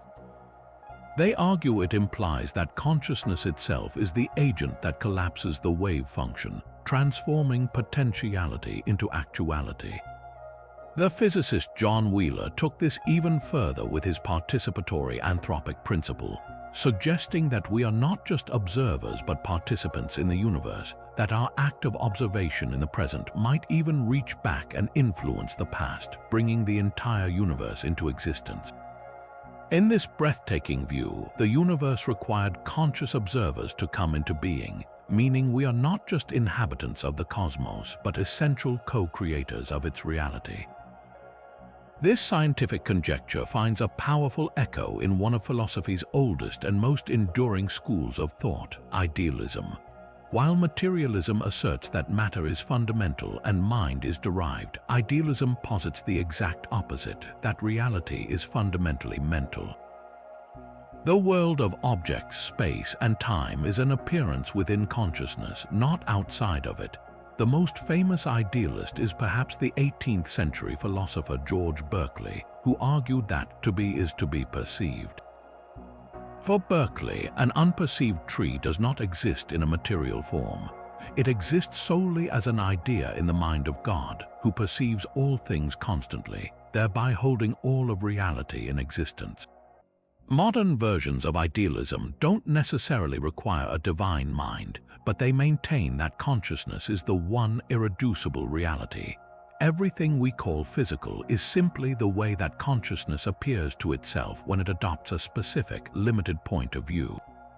Your brain isn't generating your consciousness. It's more like a receiver or a filter, translating the vast, non-local field of consciousness into the focused, individual experience you have every day. The implications of this are nothing short of revolutionary for our understanding of daily life. If consciousness is primary, then the solidity of the desk in front of you, the sound of birdsong outside your window, even the feeling of your own heartbeat are all experiences within consciousness.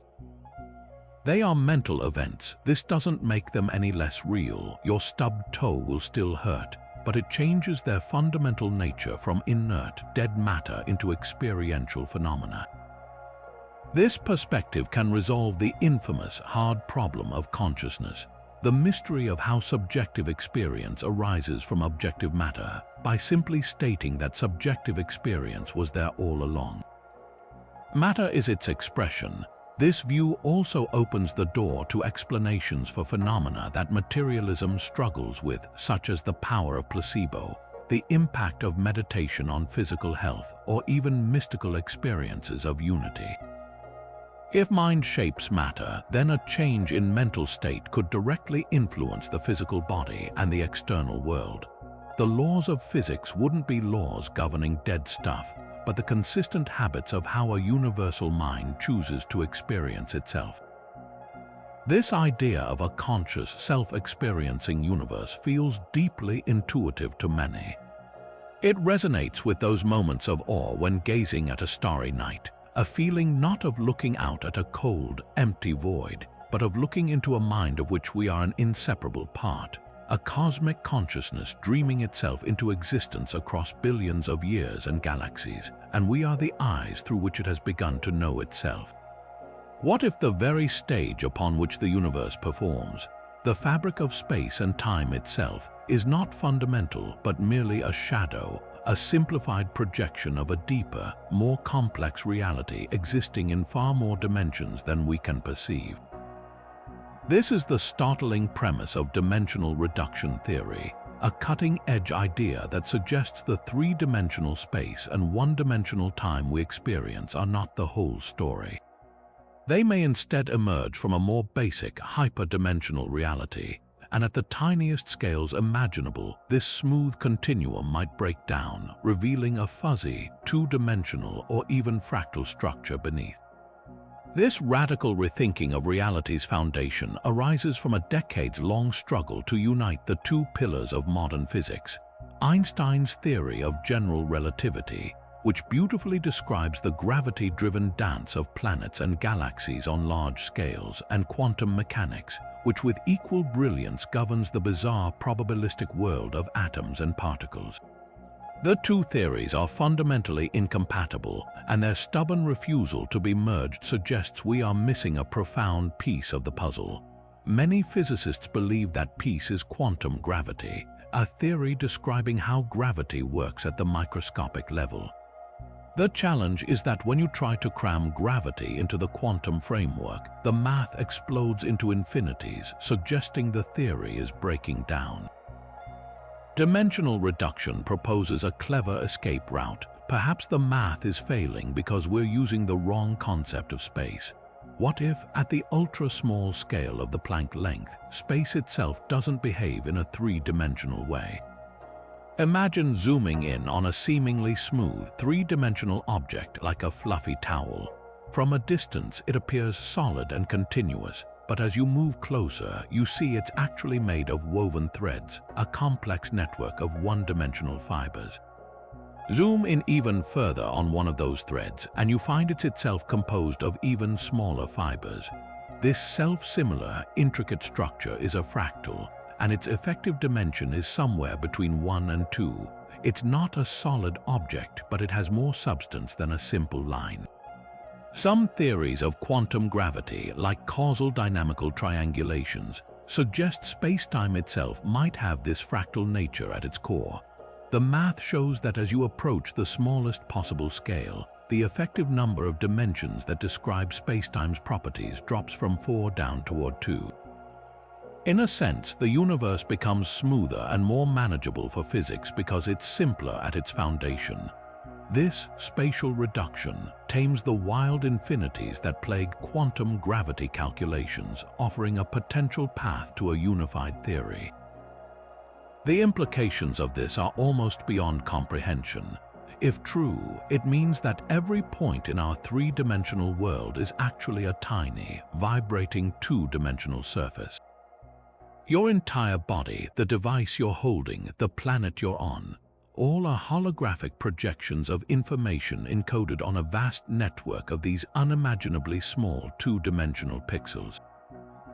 This provides a beautiful and direct link to the holographic principle we discussed earlier, suggesting that the illusion of a third spatial dimension is a kind of cosmic magic trick. The laws of physics that govern everything from the orbit of moons to the fusion inside stars would not be the fundamental laws. They would be emergent properties, the simple, large-scale consequences of vastly more complex interactions happening in a hyperdimensional realm we cannot access. How could we ever test such an abstract mathematical idea? Scientists are looking for subtle fingerprints that this fuzzy, reduced dimensional spacetime might leave on things we can observe. One promising arena is the faint afterglow of the Big Bang, the cosmic microwave background radiation. This ancient light has been traveling for over 13 billion years, and if it passed through a spacetime that was fundamentally grainy or fractal at the smallest scales, those imperfections might have left a tiny, statistical mark on its pattern. Another place to look is in the most violent events in the universe, like the collisions of black holes. The gravitational waves they send rippling through the cosmos are an exquisite probe of spacetime itself. If the fabric of space has a hidden fractal structure, it might very slightly alter the way these waves travel, a deviation that next-generation observatories might one day detect. This theory doesn't just solve a technical problem in physics, it fundamentally reshapes our place in the cosmos. We are not beings living in a universe with fixed dimensions. We are patterns, stories, and structures that are the universe, manifestations of a deeper dimensional dance.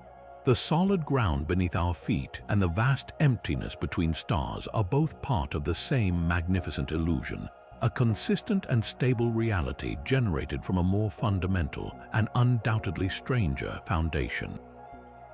It suggests that exploring the cosmos isn't just about building bigger telescopes to see farther away. It's about developing deeper theories to perceive the hidden dimensions of existence all around us. But if our universe is a holographic projection of a two-dimensional surface, where does that surface come from, and what set it into motion? To answer that, we must venture into the strange, multi-dimensional landscape of string theory, where we find a dramatic alternative to the inflationary Big Bang. This is the ekpyrotic universe model, a theory that replaces the image of a single, fiery genesis with an endless, cosmic cycle of collisions between vast, multidimensional worlds. The story of the ekpyrotic universe begins with one of the most ambitious ideas in modern physics, string theory. In its quest to unify all forces and particles, string theory proposes that the fundamental building blocks of reality are not point-like particles, but unimaginably tiny, vibrating loops of energy strings. The different vibrational patterns of these strings give rise to all the different particles we observe. But for the mathematics of string theory to work, it requires something our everyday experience doesn't account for: extra dimensions of space. Not just the three we know: up, down, left, right, forward, back, but as many as 6 or 7 additional spatial dimensions, all curled up into shapes so small we cannot perceive them. Within this framework, a particularly fascinating idea emerged: the concept of brains. Short for membranes, a brain is a multidimensional object that can exist within a higher dimensional space. A one-dimensional brain is a string, a two-dimensional brain is a membrane like a sheet, and a three-dimensional brain is a volume. Crucially, our entire universe could be one such three-dimensional brain, often called a three-brain, floating within a higher dimensional realm known as the bulk. We are, in a sense, stuck to our brain. All the particles and forces we know of, except for one, are like ink trapped on the surface of a page. They cannot leave. The one force that might be able to leak into the bulk is gravity, which could explain why it is so weak compared to the other fundamental forces. This brain-world concept sets the stage for the ekpyrotic model, primarily developed by physicists Paul Steinhardt and Neil Turok. The name itself comes from the Greek word ekpyrosis, meaning conflagration or out of fire, and it offers a breathtakingly different origin story. In this model, our Big Bang was not the absolute beginning of time and space. It was a violent, transformative event caused by the collision of our three-dimensional brain with another parallel three-dimensional brain moving through the higher dimensional bulk. Think of two immense, perfectly flat sheets of reality, floating silently in the dark, slowly drawn together across an unseen dimension until they smash into each other. The immense energy of that collision would be enough to heat our brain to incredible temperatures, fill it with matter and radiation, and set it expanding, creating exactly what we observe as the aftermath of the Big Bang. This leads to the model's most compelling feature. It naturally solves one of the biggest puzzles that cosmic inflation was designed to fix, the problem of homogeneity. Why does the universe look almost exactly the same in every direction? The cosmic microwave background radiation shows a stunning uniformity, with temperatures varying by less than 1 part in 100,000. Inflation explains this by suggesting the entire observable universe was once a tiny, homogeneous patch that was then stretched to enormous size. The ekpyrotic model offers a different, elegant solution. If our brain is fundamentally flat, smooth, and uniform like a perfectly stretched sheet, then when it collides with another equally flat brain, the resulting explosion would naturally create a homogeneous, flat universe. The uniformity isn't something that has to be added. It's built into the very structure of the interacting brains from the start. But the true power of the ekpyrotic idea is its potential for cyclicity. After the collision, the two brains bounce apart, filled with the energy and matter of the new universe. They then move away from each other through the bulk, their universe expanding and cooling, allowing for galaxies, stars, and life to form. Eventually, the expansion stops and the subtle attractive force between the brains, perhaps a form of dark energy encoded on them, pulls them back together. They accelerate toward each other once more, culminating in another colossal collision and another Big Bang. This process could repeat itself forever, an endless cycle of creation, destruction, and rebirth without a true beginning or end. Each cycle would last perhaps trillions of years, with a violent, fiery collision acting as the reset button between long, fertile periods of cosmic evolution. This vision of a cyclic universe is starkly different from the one-time, linear story of traditional cosmology. It suggests that the ultimate fate of our cosmos is not a cold, lonely heat death, but a phoenix-like rebirth. Of course, this elegant idea faces its own significant challenges. Physicists debate whether the collision would be too chaotic to produce the orderly universe we see, or if it could successfully reproduce the specific patterns of wrinkles we observe in the cosmic microwave background. The model requires a precise tuning of conditions to work, and the nature of the hidden dimensions and the forces acting between the brains remain deeply mysterious. Yet, as a bold alternative to inflation, it stands as a testament to the incredible creativity of cosmological thought, suggesting that our origin might not lie in a solitary eruption from nothing, but in an eternal, rhythmic dance of multidimensional worlds, forever moving toward and away from each other in the silent expanse of the bulk. If the ekpyrotic model envisions our universe as a sheet in a higher dimensional collision, then perhaps the sheets themselves and everything upon them are not made of matter or energy in the traditional sense, but of something even more fundamental. This brings us to a theory that proposes the very bedrock of reality is not physical but digital. Welcome to the idea of the universe as information, a perspective where particles are bits and the laws of physics are the algorithms of a cosmic computer. The seed of this revolutionary thought was planted by the legendary physicist John Archibald Wheeler in the late 20th century. After a lifetime of foundational work in quantum mechanics and general relativity, Wheeler began to suspect that the deepest level of reality might not be touched by traditional concepts like force or substance. He famously summarized this intuition in his phrase, "It from bit, In this view, every particle, every field of force, and every event in the universe derives its existence, at least in part, from the answers to yes or no questions, from binary choices. The entire physical world ultimately emerges from the bit, the fundamental unit of information. For Wheeler, the universe was participatory. It wasn't just that we discover information about the world, but that the act of asking a question, of making an observation, somehow helps to bring the specific reality of that world into being.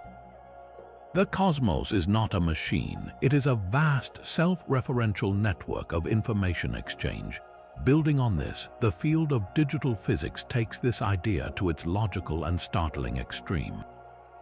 Proponents like Konrad Zuse, a pioneer of modern computing, and later physicists like Edward Fredkin and Stephen Wolfram, suggest that the universe is not just described by information, it literally is a computational process. In this digital or computational universe hypothesis, reality is akin to a giant cellular automaton, a cosmic version of a simple computer simulation like Conway's Game of Life, but operating on an unimaginably complex scale. What we perceive as a continuous, flowing reality of fields and particles is actually the output of a computation happening on a discrete, digital grid at the smallest possible scale, the Planck scale. Time is not a smooth flow, but a series of incredibly rapid, discrete steps, like the ticking of a cosmic clock. Space is not a continuous fabric, but a three-dimensional lattice of points.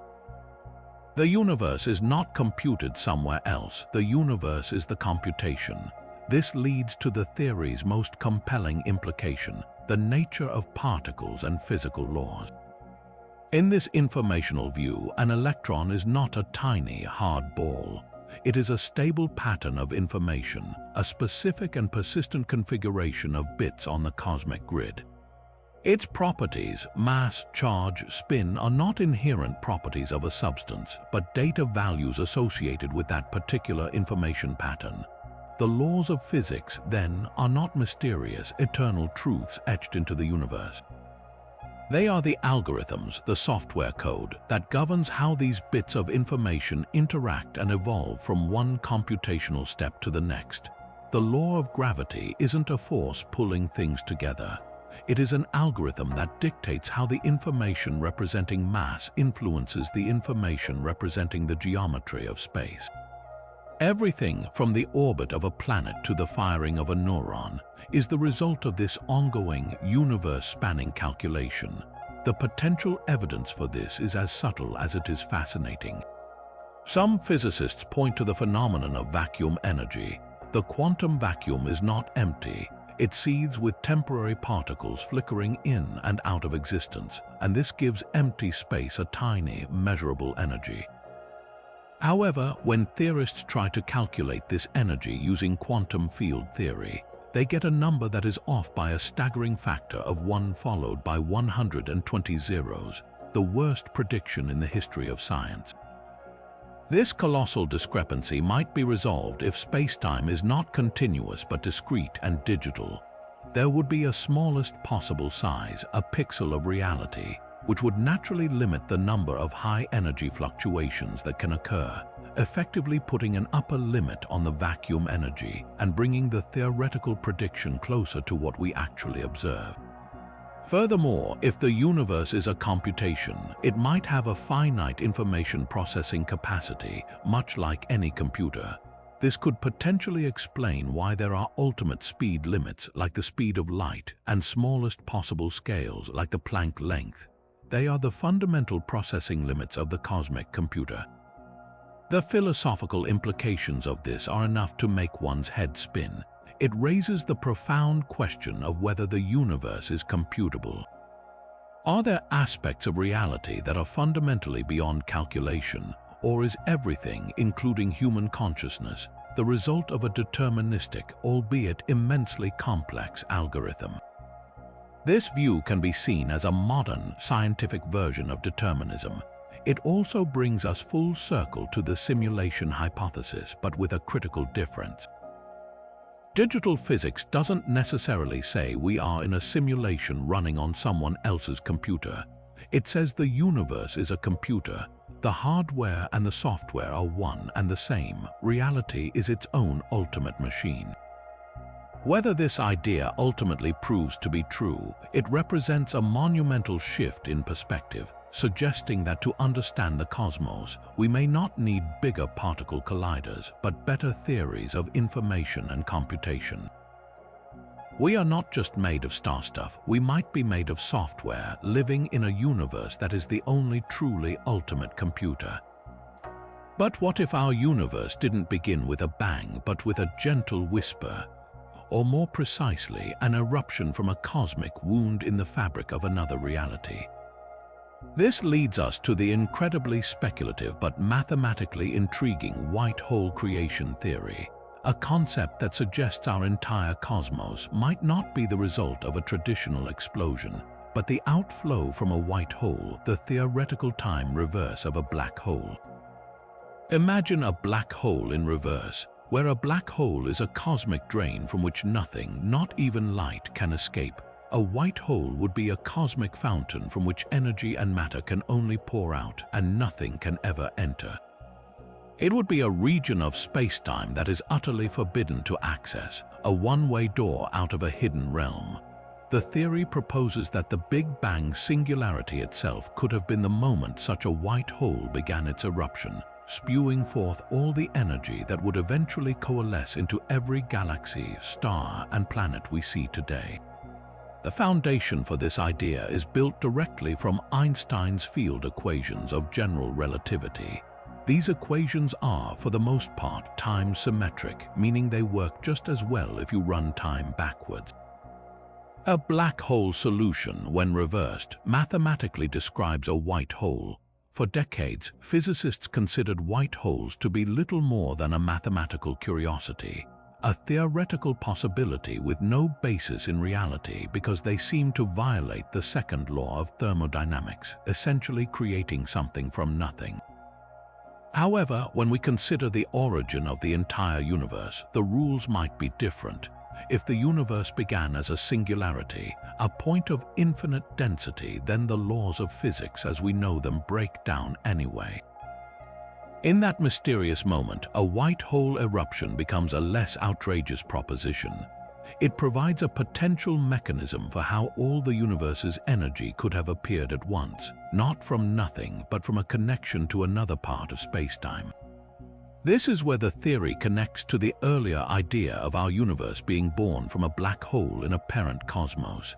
If that black hole formation involved a quantum bounce or a tunnel through a singularity, the other side of that event could manifest as a white hole in a new space-time region, our universe. From the perspective of the parent universe, it's a black hole sucking matter in.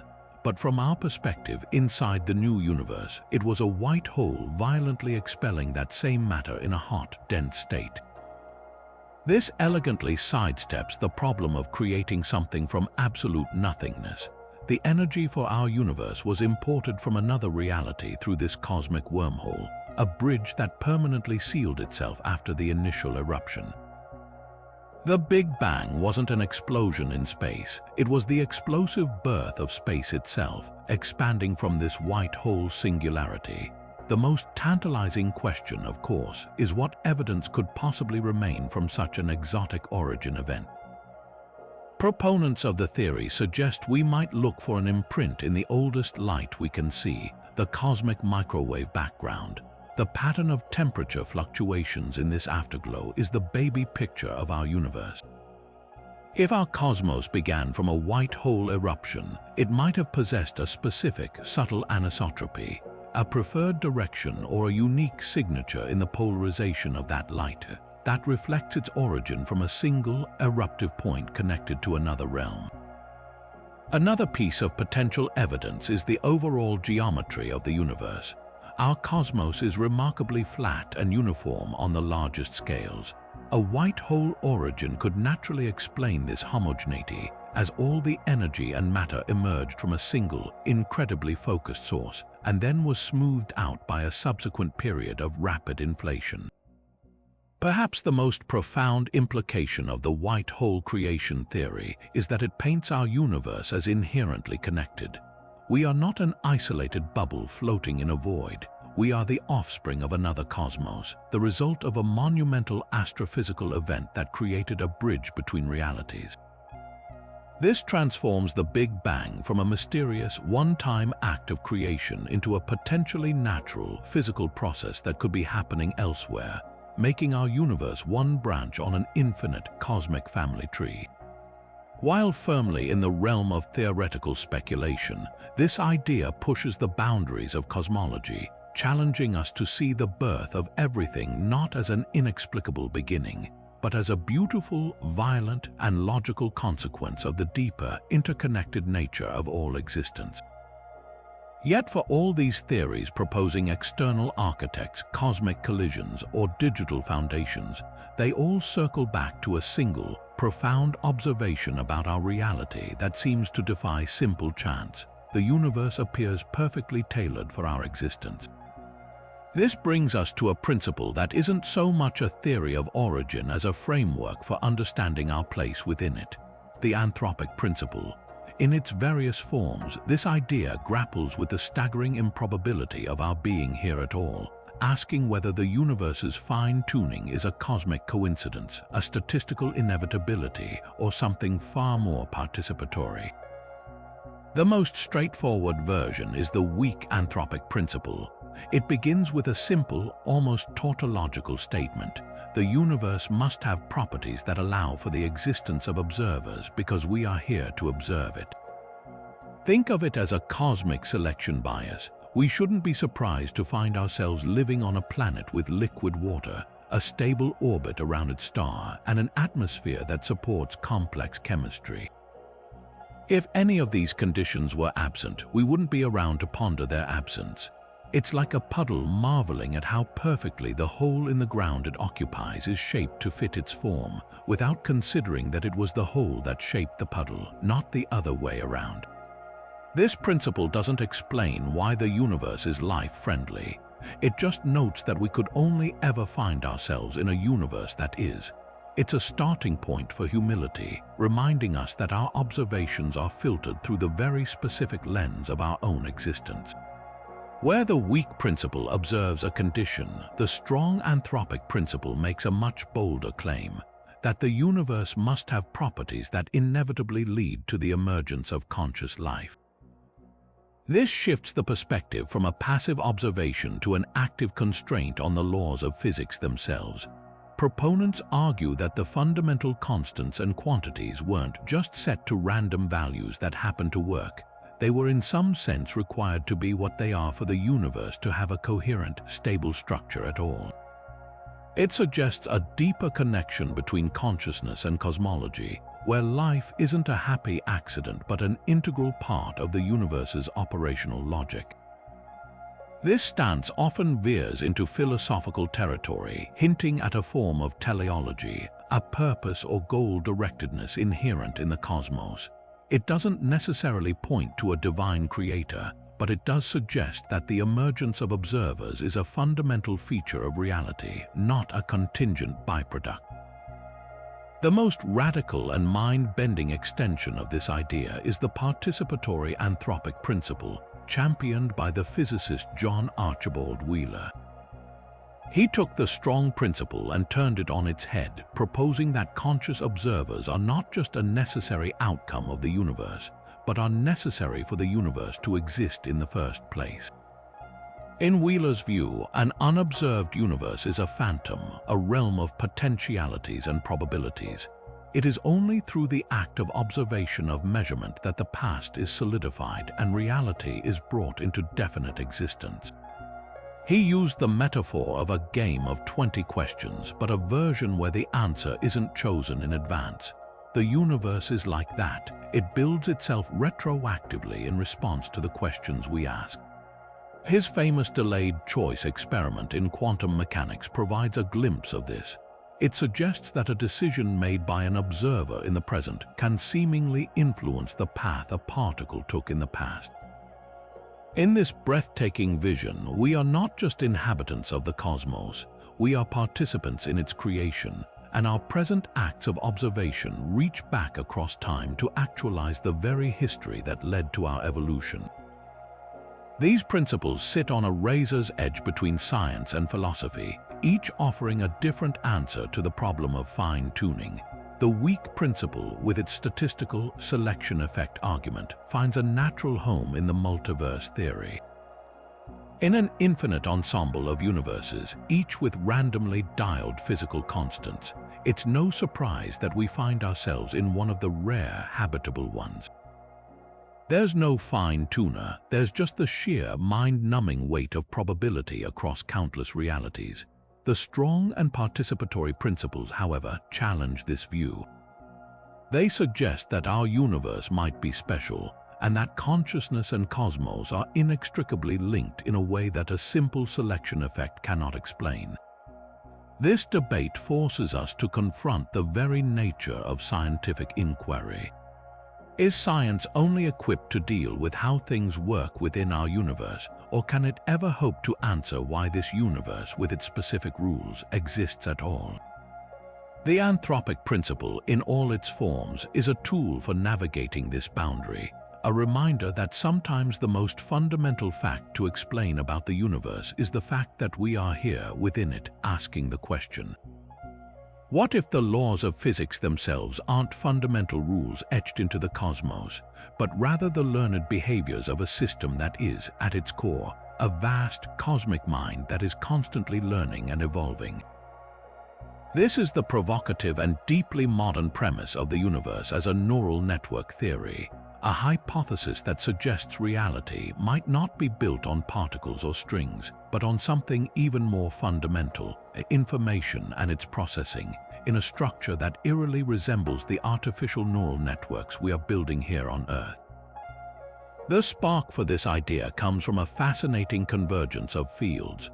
On one hand, physicists have been increasingly drawn to the concept that information is the true currency of the universe, as we saw with digital physics and the holographic principle.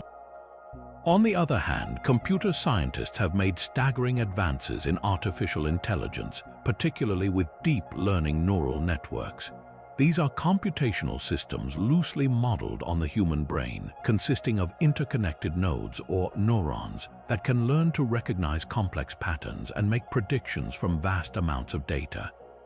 The theory asks a breathtaking question: what if these aren't just useful models for understanding aspects of our universe, but are actually a clue to its fundamental architecture?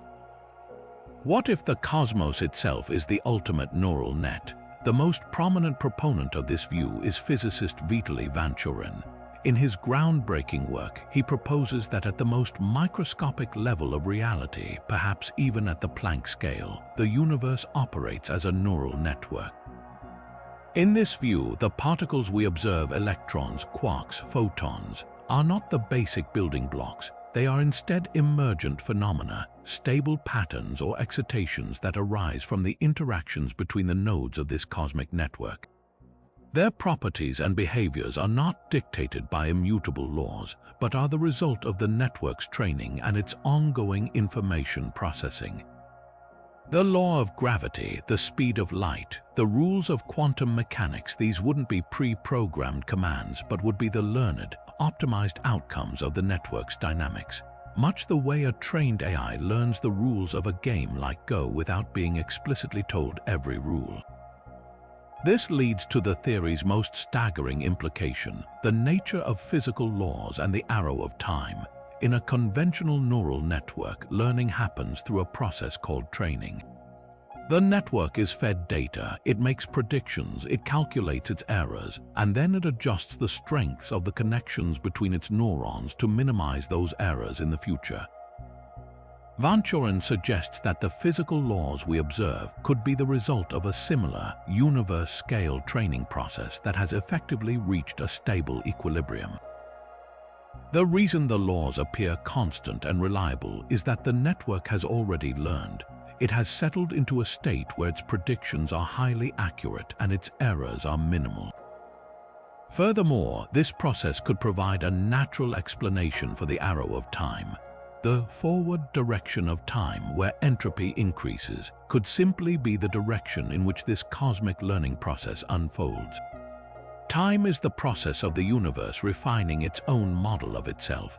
But if the universe is a neural network, what is it learning from and what is it trying to do? This is where the theory ventures into truly profound territory. One possibility is that the network is learning from its own state. It processes information about its current configuration to predict its next configuration, constantly trying to model its own behavior with maximum efficiency. Another, more radical idea is that the universe is a neural network that is training itself to become a better predictor, and that conscious observers like us are an integral part of that process. Our act of observation and measurement could be a key mechanism by which the network acquires the data it needs to learn and stabilize.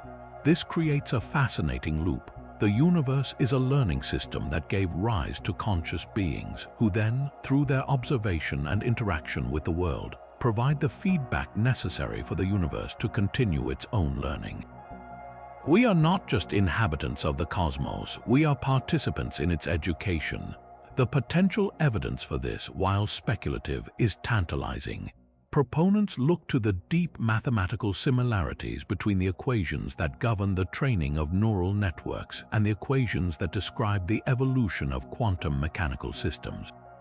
Both involve optimization processes minimizing a certain cost or action function. They also point to the success of neural networks in physics itself. AI is now being used to discover new physical laws, predict the outcome of complex quantum experiments, and even propose new materials. Its uncanny effectiveness in grasping the logic of the physical world could be a hint that it is, in fact, engaging with a reality that shares its underlying computational structure.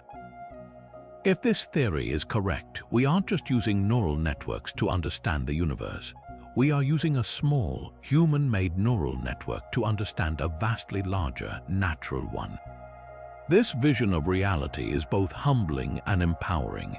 It suggests that the cosmos is not a static, dead clockwork but a dynamic, learning, and perhaps even evolving entity. The laws of physics might not be eternal and unchanging.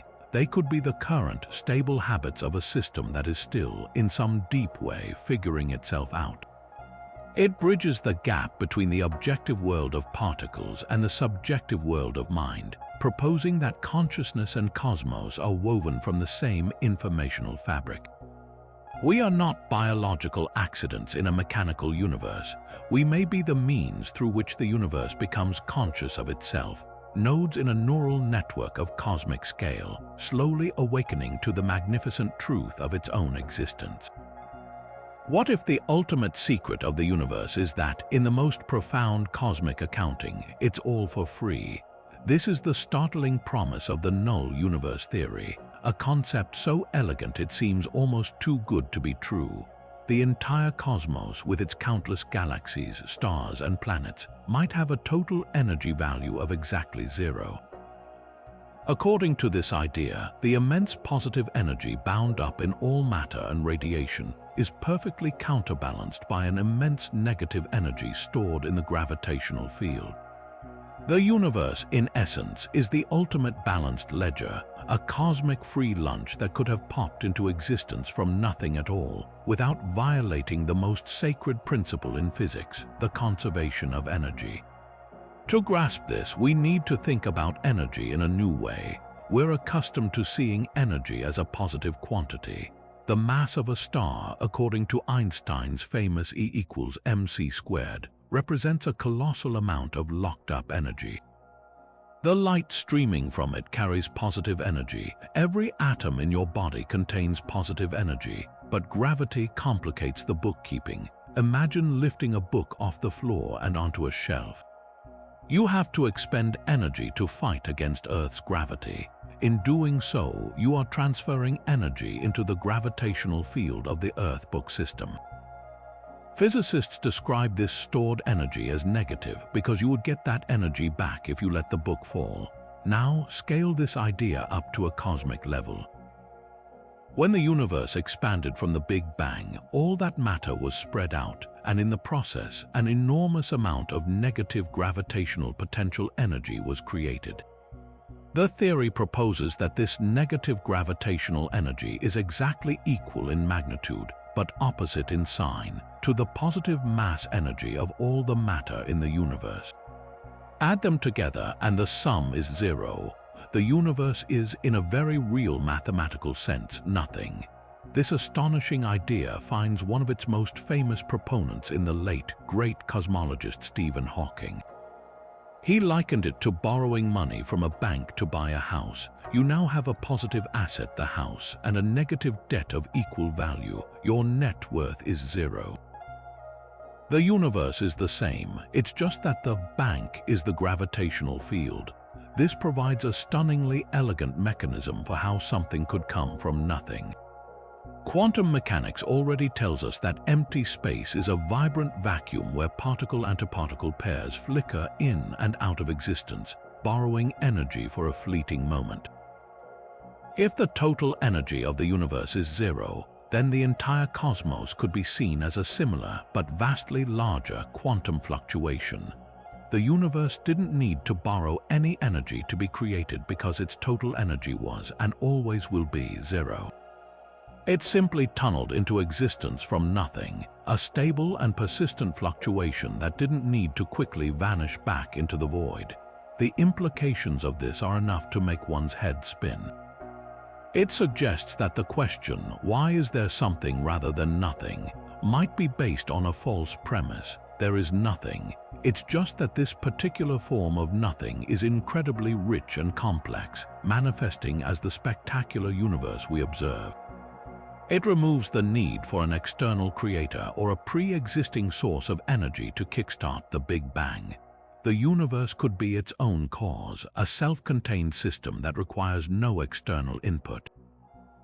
This doesn't disprove a creator, but it does show that a universe from absolute nothingness is not only physically possible according to our known laws, but it might even be expected. The principle of conservation of energy, long thought to be a barrier to creation ex nihilo, becomes the very thing that allows it. Of course, this grand idea is not without its critics and open questions. The calculation relies on a specific and still debated definition of energy in the context of general relativity, where energy cannot be as easily localized as it is in classical physics. Some physicists argue that the total energy of the universe is not a well-defined concept, or that it might not be exactly zero, just very, very close to it. Furthermore, the theory explains the how but not the why. Why do the laws of physics allow for this perfect cancellation? Why do quantum mechanics and gravity conspire in such a way to make this zero-energy universe possible? These questions push into the realm of philosophy, touching on the very nature of physical law and whether our universe's parameters are the only ones possible. Yet, as a piece of scientific poetry, the null universe theory stands as one of the most beautiful and humbling ideas in all of cosmology, suggesting that for all its grandeur and complexity, our entire reality might amount to a perfect and perfectly stable zero. While mainstream cosmology places gravity on the throne as the primary architect of the cosmos, a small but passionate group of scientists and researchers propose a radically different force is actually in charge. This is the theory of the plasma universe, also known as the electric universe, a paradigm that suggests electromagnetism, not gravity, is the dominant sculptor of galaxies, stars, and even planetary history.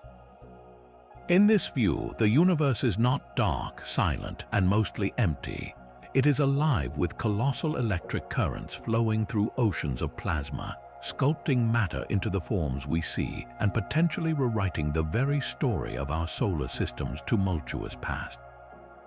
The foundational element of this model is plasma itself, often called the fourth state of matter. When a gas is heated or energized, its atoms break apart into a soup of negatively charged electrons and positively charged ions. This ionized gas becomes plasma, and it has a fascinating property. It starts to behave as a collective, organizing itself in response to electric and magnetic fields. Crucially, plasma is not some exotic substance found only in labs. It is estimated that 99% of the visible universe is made of plasma, from the fiery interior of stars to the vast, diffuse material between galaxies. Proponents of the electric universe argue that if most of the universe is made of this electromagnetically active material, then shouldn't electromagnetic forces play a far greater role in shaping it? This leads to the theory's most direct challenge to mainstream astronomy, its explanation for the structure of galaxies. The standard model requires the existence of vast amounts of invisible dark matter to provide the extra gravitational glue needed to hold fast-spinning galaxies together. The electric universe model proposes a different solution. It suggests that galaxies are not isolated islands held by gravity alone, but are instead nodes in a vast cosmic circuit. Enormous galaxy-spanning currents flow along twisting magnetic field lines through intergalactic space. These currents, known as Birkeland currents, pinch the conductive plasma through a process called the Z-pinch, which can compress matter into the familiar shapes of spiral and elliptical galaxies. In this view, the rotational forces that seem to require dark matter are actually supplied by powerful electromagnetic forces, doing away with the need for an unseen, mysterious substance altogether. The theory extends this electromagnetic thinking to the formation of stars themselves. Rather than a star forming from the gravitational collapse of a gas cloud, the electric universe model suggests stars are born where these immense intergalactic currents converge. The Z-pinch effect would compress plasma at these focal points, igniting an electric arc discharge that becomes a star. In this conception, a star is not an isolated nuclear furnace powered solely by internal fusion. It is an electrically powered anode in a galactic circuit, receiving energy from the immense currents flowing through the galaxy. This could potentially explain phenomena that puzzle mainstream astronomy, like why the sun's corona is millions of degrees hotter than its surface, a problem akin to feeling a wave of heat as you move away from a fire. This might be the signature of an external electrical input heating the atmosphere from the outside. Perhaps the most controversial and dramatic aspect of the electric universe theory involves our own solar system's history. Proponents suggest that the planets once moved in different orbits and that a period of incredible electrical instability reshaped the worlds in living memory of early humanity. They point to global myths that describe cosmic battles between gods in the heavens, with thunderbolts and celestial serpents filling the sky. Could these be ancient eyewitness accounts of planetary close encounters, where worlds drew near enough for colossal electrical arcs, perceived as divine thunderbolts, to leap between them, scarring the surfaces of the planets? They cite the surface of worlds like Mars as potential evidence. The vast canyon system of Valles Marineris, which dwarfs the Grand Canyon, is explained not by slow water erosion over eons, but by a planet-scale lightning scar from a cosmic electrical discharge. Similarly, the strange crater-like blueberries of hematite found by the Opportunity rover are interpreted not as geological formations, but as fused matter from electrical arcing. On our own world, they argue that the Grand Canyon itself shows features inconsistent with slow water erosion, suggesting it too could be the scar of a massive electrical event. This reinterpretation of myth and geology paints a picture of a solar system that was, on a cosmological timescale, recently rearranged in a terrifying celestial light show that was recorded in our oldest stories as a battle of the gods. Unsurprisingly, the plasma universe theory exists far outside the mainstream of modern cosmology. Critics argue that while electromagnetic forces are crucial on smaller scales, like in solar flares, they simply aren't powerful enough to overcome gravity on the galactic scale. The mathematics of gravity successfully predicts the motions of planets and the behavior of binary star systems with incredible precision. and the evidence for dark matter, from gravitational lensing to the cosmic microwave background, is seen as overwhelming by most physicists. They view the electrical explanations for planetary features as a form of catastrophism that ignores the clear, slow geological processes we can observe. For now, the electric universe remains a heterodox idea, a compelling challenge from the fringe that forces mainstream science to continually defend and refine its gravitational models, ensuring our understanding of the cosmos is always being tested, even by its most unconventional ideas. But if the universe is a grand computation, what is the nature of the processor itself? This brings us to a theory that takes the concept of a digital cosmos to its most granular and awe-inspiring conclusion. It's the proposal by quantum mechanical engineer Seth Lloyd that the universe isn't just like a computer, it is a quantum computer of unimaginable scale, constantly calculating its own existence at the smallest possible increments of space and time. Lloyd's groundbreaking work begins with a simple but profound question: what are the ultimate limits of computation? Every computer, from the one in your phone to a planet-sized supercomputer, is bound by the laws of physics. It can only process a finite number of bits per second, and it can only store a finite amount of information. Lloyd realized that the universe itself must have the same fundamental limits. He set out to calculate the maximum information processing capacity of the cosmos, and in doing so, he discovered something astonishing. The universe appears to be performing a computation right at that maximum limit. It's not just capable of computing, it is computing all the time, everywhere. This cosmic computation happens at the Planck scale, the realm of distances and times so tiny they are almost beyond imagination. At this level, reality is not smooth and continuous, it's grainy and digital. Lloyd proposes that the fundamental units of this computation are not classical bits, which can be either a 0 or a 1, but quantum bits or qubits. A qubit can be in a superposition of both 0 and 1 simultaneously, and multiple qubits can be entangled, their fates linked across any distance. This quantum nature is the key. It explains the bizarre probabilistic behavior we see in the quantum world not as a flaw, but as a feature of the universe's operating system.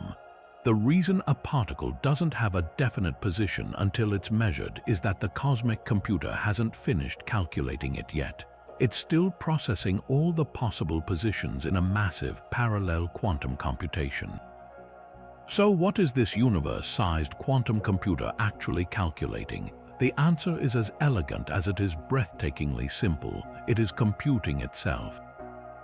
Every interaction between particles, every ripple of a gravitational wave, every fusion reaction in a star is part of an ongoing, self-referential calculation. The program is the laws of physics themselves, the equations of quantum mechanics and general relativity. These laws are the algorithms that dictate how the qubits at the Planck scale interact and evolve from one moment to the next.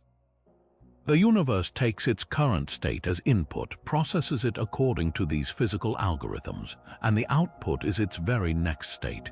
It's a feedback loop of reality generating reality, a dance of information that has been running for 13.8 billion years. The evidence for this perspective is not a single smoking gun, but a compelling convergence of logic and mathematics. Lloyd calculated the total number of elementary logical operations the universe could have performed since the Big Bang. He started with the number of fundamental particles, estimated the maximum speed at which they can change state, and multiplied it by the age of the universe. The number is staggering, around 10 to the power of 120 operations. And what is the most complex thing we know of that has emerged in that time? The universe itself, in all its intricate detail. The fact that the universe's computational capacity and its observed complexity align so powerfully suggests that it has indeed been using every last bit of its processing power to generate the reality we see around us. Furthermore, this view naturally incorporates the second law of thermodynamics. The increase in entropy or disorder is simply the universe's memory of all the computations it has performed. It's the cosmic equivalent of a full hard drive, storing the history of every interaction that has ever occurred. The implications of this theory are enough to reshape our entire conception of existence. It suggests a deep connection between information, energy, and matter. A rock isn't just a collection of atoms, it is a highly stable, slow-moving pattern of information in the cosmic computation. A thought isn't just a neural firing, it is an incredibly complex computation being run on the wetware of your brain, which is itself a subset of the universe's larger calculation. This provides a potential bridge between the objective world of physics and the subjective world of conscious experience. If the universe is our information processing system, then consciousness might be a particular mode of that processing, a way the system experiences its own computations. This vision transforms the cosmos from a static, predetermined clockwork into a dynamic, creative process. The universe isn't a fixed story that's already been written. It's a story that is being written, with every passing moment representing a new line of code executed on the grandest scale imaginable. We are not merely observers of this computation. We are active participants, complex patterns within the program that have become aware of their own existence, beginning to trace the elegant algorithms that gave rise to us. The universe is not just computing, it is computing itself into existence, and we are its most fascinating and self-aware result thus far. Yet if the universe is indeed a quantum computer calculating its own evolution, it forces us to ask a much deeper question about the very fabric it's computing upon. Where is all this information actually stored? To find the answer, we must return to one of the most radical ideas in all of physics, but now with a far deeper appreciation for its implications. This is the holographic principle, and it proposes a reality so counterintuitive it seems to defy all logic. The three-dimensional world we experience, with its rich tapestry of stars, planets, and people, might be nothing more than a magnificent projection from a two-dimensional surface at the very edge of the observable universe. We are not just in a universe, we are living inside a cosmic hologram. The story of this principle begins not with the origin of everything, but with its ultimate endpoints, black holes. In the 1970s, physicist Jacob Bekenstein made a staggering discovery. He realized that a black hole's entropy, a measure of its hidden information content, is not proportional to its volume as you would expect for a three-dimensional object. Instead, it is directly proportional to the surface area of its event horizon, the two-dimensional spherical boundary from which nothing can escape. This was a monumental clue. It suggested that every single bit of information about everything that ever fell into the black hole, every atom, every book, every memory, is not lost in the unknowable singularity at its center. It is perfectly encoded and preserved on the two-dimensional surface of the horizon. The three-dimensional interior, with its unfathomable gravity, is merely a projection of that data. The universe, it seemed, was performing a staggering act of informational compression. This revelation became the key to solving Stephen Hawking's famous black hole information paradox. Hawking had shown that black holes slowly evaporate over astronomical timescales, radiating away their mass and energy until they potentially vanish entirely. This created a terrible problem for quantum mechanics, which states that information can never be truly destroyed. If the black hole disappears, what happens to all the information it swallowed? The holographic principle offered a brilliant escape. The information was never in the black hole to be lost. It was always safely stored on the event horizon's two-dimensional surface, and it is meticulously encoded into the Hawking radiation released during evaporation. The information is preserved just in a radically scrambled form that we cannot easily decode. Physicists Leonard Susskind and Gerard T. Hooft then took a breathtaking leap. They asked a simple but profound question. If this is true for a black hole, could it be true for the entire universe? Could our whole cosmos, with its hundreds of billions of galaxies, be a holographic projection from a two-dimensional surface at the farthest reaches of what we can see?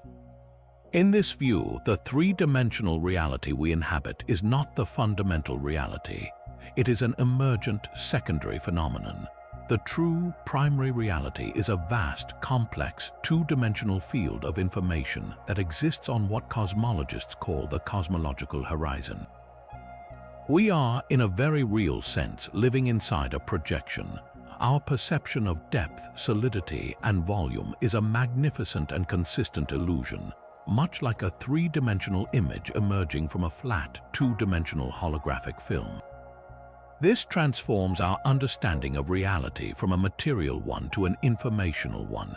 The most fundamental building blocks of the universe may not be tiny strings or particles, but bits of information, like the ones and zeros in a computer code. The laws of physics are not the laws of matter and energy, but the laws of information processing. This provides a potential, powerful bridge between the two great pillars of modern physics, quantum mechanics and general relativity, which have stubbornly refused to be merged. Both theories can be described in the language of information, and the holographic principle might be the framework that finally unites them into a single theory of quantum gravity. The implications for our most fundamental concepts of reality are nothing short of earth-shattering. It forces us to reconsider the nature of locality and causality. Locality is the principle that objects are only directly influenced by their immediate surroundings, not by things far away. But if our three-dimensional world is a projection from a distant two-dimensional surface, then what seems local here might be the result of information stored in a completely different, non-local way on the boundary. Two particles that appear far apart in our three-dimensional view could actually be described by neighboring bits of information on the two-dimensional surface. This could explain the famous, spooky action at a distance in quantum entanglement, where two linked particles instantly affect each other regardless of separation. They're not communicating faster than light through our space. Their connection is fundamental and simple on the lower dimensional surface from which our reality emerges. Similarly, our understanding of causality, the relationship between cause and effect, might need revision. The sequence of events we experience in time could be a direct consequence of how information is processed and displayed from the boundary. The holographic principle suggests that the past, present, and future might all be equally encoded on the cosmological horizon, and our linear experience of time is just how we, as complex patterns within the hologram, decode that information. This doesn't make our experience any less real, but it suggests that the true engine of reality is operating on a level we can scarcely imagine. For our daily experience, this is all utterly dizzying. Your feeling of being a solid, individual person moving through a three-dimensional world is a compelling and consistent illusion generated by the universe decoding information from a distant, two-dimensional surface. Every event, every thought, every moment is part of this cosmic display. It suggests a universe that is fundamentally interconnected in ways we are only beginning to grasp, where the separation between you and the farthest galaxy is an artifact of the projection. While this might make reality feel less tangible, it makes it no less real. The information is real, the laws are real, and the experience is undeniably real to us within the system. We are not just in the universe is in us, its entire grand story written on a boundary we can never see, a cosmic secret hidden in plain sight. And so, after this incredible journey through cosmic collisions and conscious universes, we find ourselves returning to the idea that started it all, but now armed with a universe of new questions. We've explored the outer edges of physics and philosophy, yet the simulation hypothesis remains uniquely compelling because it challenges not just what we know, but the very nature of knowing itself. The core question evolves from "could we be in a simulation?" to a far more profound and unsettling series of dilemmas. If we are, how could we ever truly know, and what would that knowledge mean for our existence? Proving or disproving our simulated status might be the ultimate scientific and philosophical quest. Some physicists, like the late John Barrow, have suggested that if we are in a simulation, the programmers might take shortcuts to conserve computational power. These wouldn't be obvious glitches, but subtle limits in the resolution of reality. We might discover, for instance, that at extremely high energies, the smooth fabric of space-time breaks down into a pixelated grid, revealing a fundamental limit to how small we can probe, like discovering the pixels on a screen. Others propose that certain fundamental constants, which appear so perfectly fine-tuned, might actually be round numbers in the base code of the simulation, a signature of deliberate design rather than random chance. However, a formidable counter-argument put forward by philosophers like Nick Bostrom himself is that any evidence we could possibly find would itself be part of the simulation. If the simulators are advanced enough, they could easily patch any glitches we discover or simply alter our memories to make us believe the investigation never happened. The very tools we would use to seek the truth, our logic, our science, our senses, are the very things that could be simulated, trapping us in a circle of unverifiable inquiry. This leads to a monumental ethical dilemma that transcends science and enters the realm of morality. If our reality is a construct, what responsibilities do our creators bear? Are we merely characters in a game, or do we possess a form of consciousness that demands moral consideration? If our suffering is real to us, does that make it ethically significant?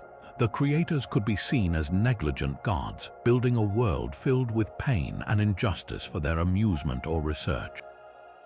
This framing brings ancient theological problems about evil and suffering crashing into the digital age. Conversely, they might have a deep ethical code governing our treatment. They could be running this simulation to study historical outcomes, to experience alternate forms of life, or to preserve cultures that have vanished in their own base reality. Our lives, our art, our loves might be of immense value to them. This thought experiment forces us to hold a mirror to ourselves. If we are ever capable of creating convincing simulations with sentient beings, what ethical frameworks will we implement? Would turning off such a simulation be an act of mass murder? The simulation hypothesis, therefore, becomes a powerful tool to examine our own potential future and the profound moral weight of creation itself. The concept inevitably pulls us into the dizzying possibility of layered realities, a cosmic stack of simulations within simulations. If a civilization can create one convincing reality, it could likely create many, perhaps thousands or even millions. In this scenario, the odds of being in the very top base layer of reality become astronomically small. We are almost certainly living in a simulation that is itself running within another simulation, and so on in a near-infinite regression. Each layer could have its own slightly tweaked physical laws, its own history, its own rules. This raises the terrifying prospect of a system crash or a shutdown. What happens if the beings running our simulation decide to end the experiment, or if their own reality faces a catastrophe? Does our universe simply cease to be, blinking out of existence in an instant as the servers power down? Or is there a form of data preservation, a saving of the state of the simulation?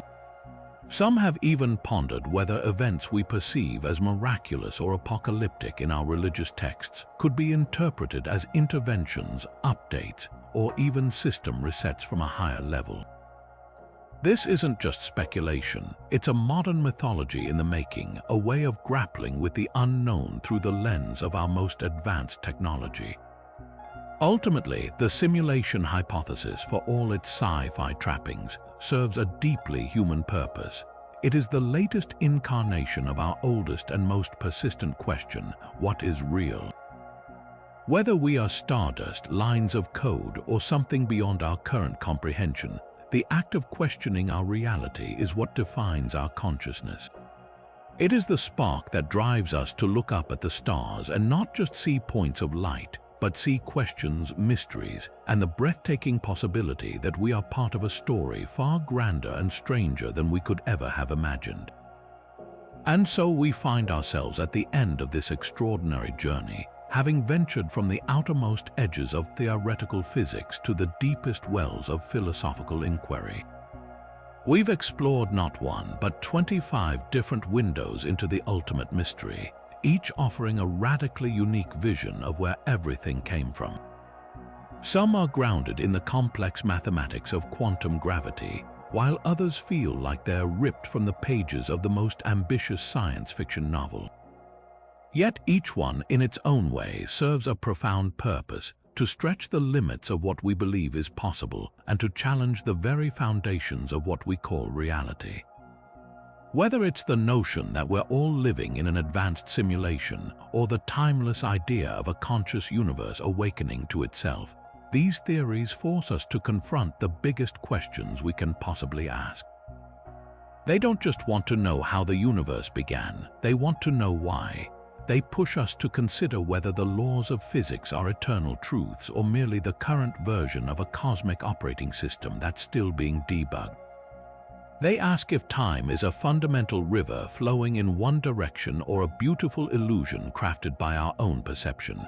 From the cyclic collisions of multidimensional brains to the spontaneous quantum fluctuation of a universe from nothing, each framework redefines our place in the cosmos. Are we accidental tourists in a cold, mechanical void, or are we participants in a mindful, meaning-filled existence? The wild diversity of these answers is not a weakness of cosmology, it is its greatest strength. It reveals a field alive with creativity, humility, and a relentless drive to understand. This isn't just an academic exercise. The theory you find most compelling says something about how you see the world. Do you find the elegant mathematical beauty of a zero-energy universe to be the most satisfying answer? Or does the ancient cyclical rhythm of cosmic rebirth and destruction resonate more deeply with you? Perhaps you're captivated by the terrifying solitude of the Boltzmann Brain Paradox, or the profound interconnectedness suggested by the Holographic Principle. There are no wrong answers here, only different paths up the same mountain, each offering a unique and breathtaking view of the landscape of existence. Now we turn the conversation over to you. This exploration thrives on curiosity and debate. Share your thoughts in the comments below. Which of these 25 theories feels the most plausible to you? Which one bends your mind in the most delightful way? And which one seems so utterly outrageous that you can't believe anyone ever seriously considered it? Your perspective is a vital part of this ongoing cosmic conversation. The quest to understand our origins is humanity's oldest story, and it's one we're all writing together, one question, one theory, and one wild idea.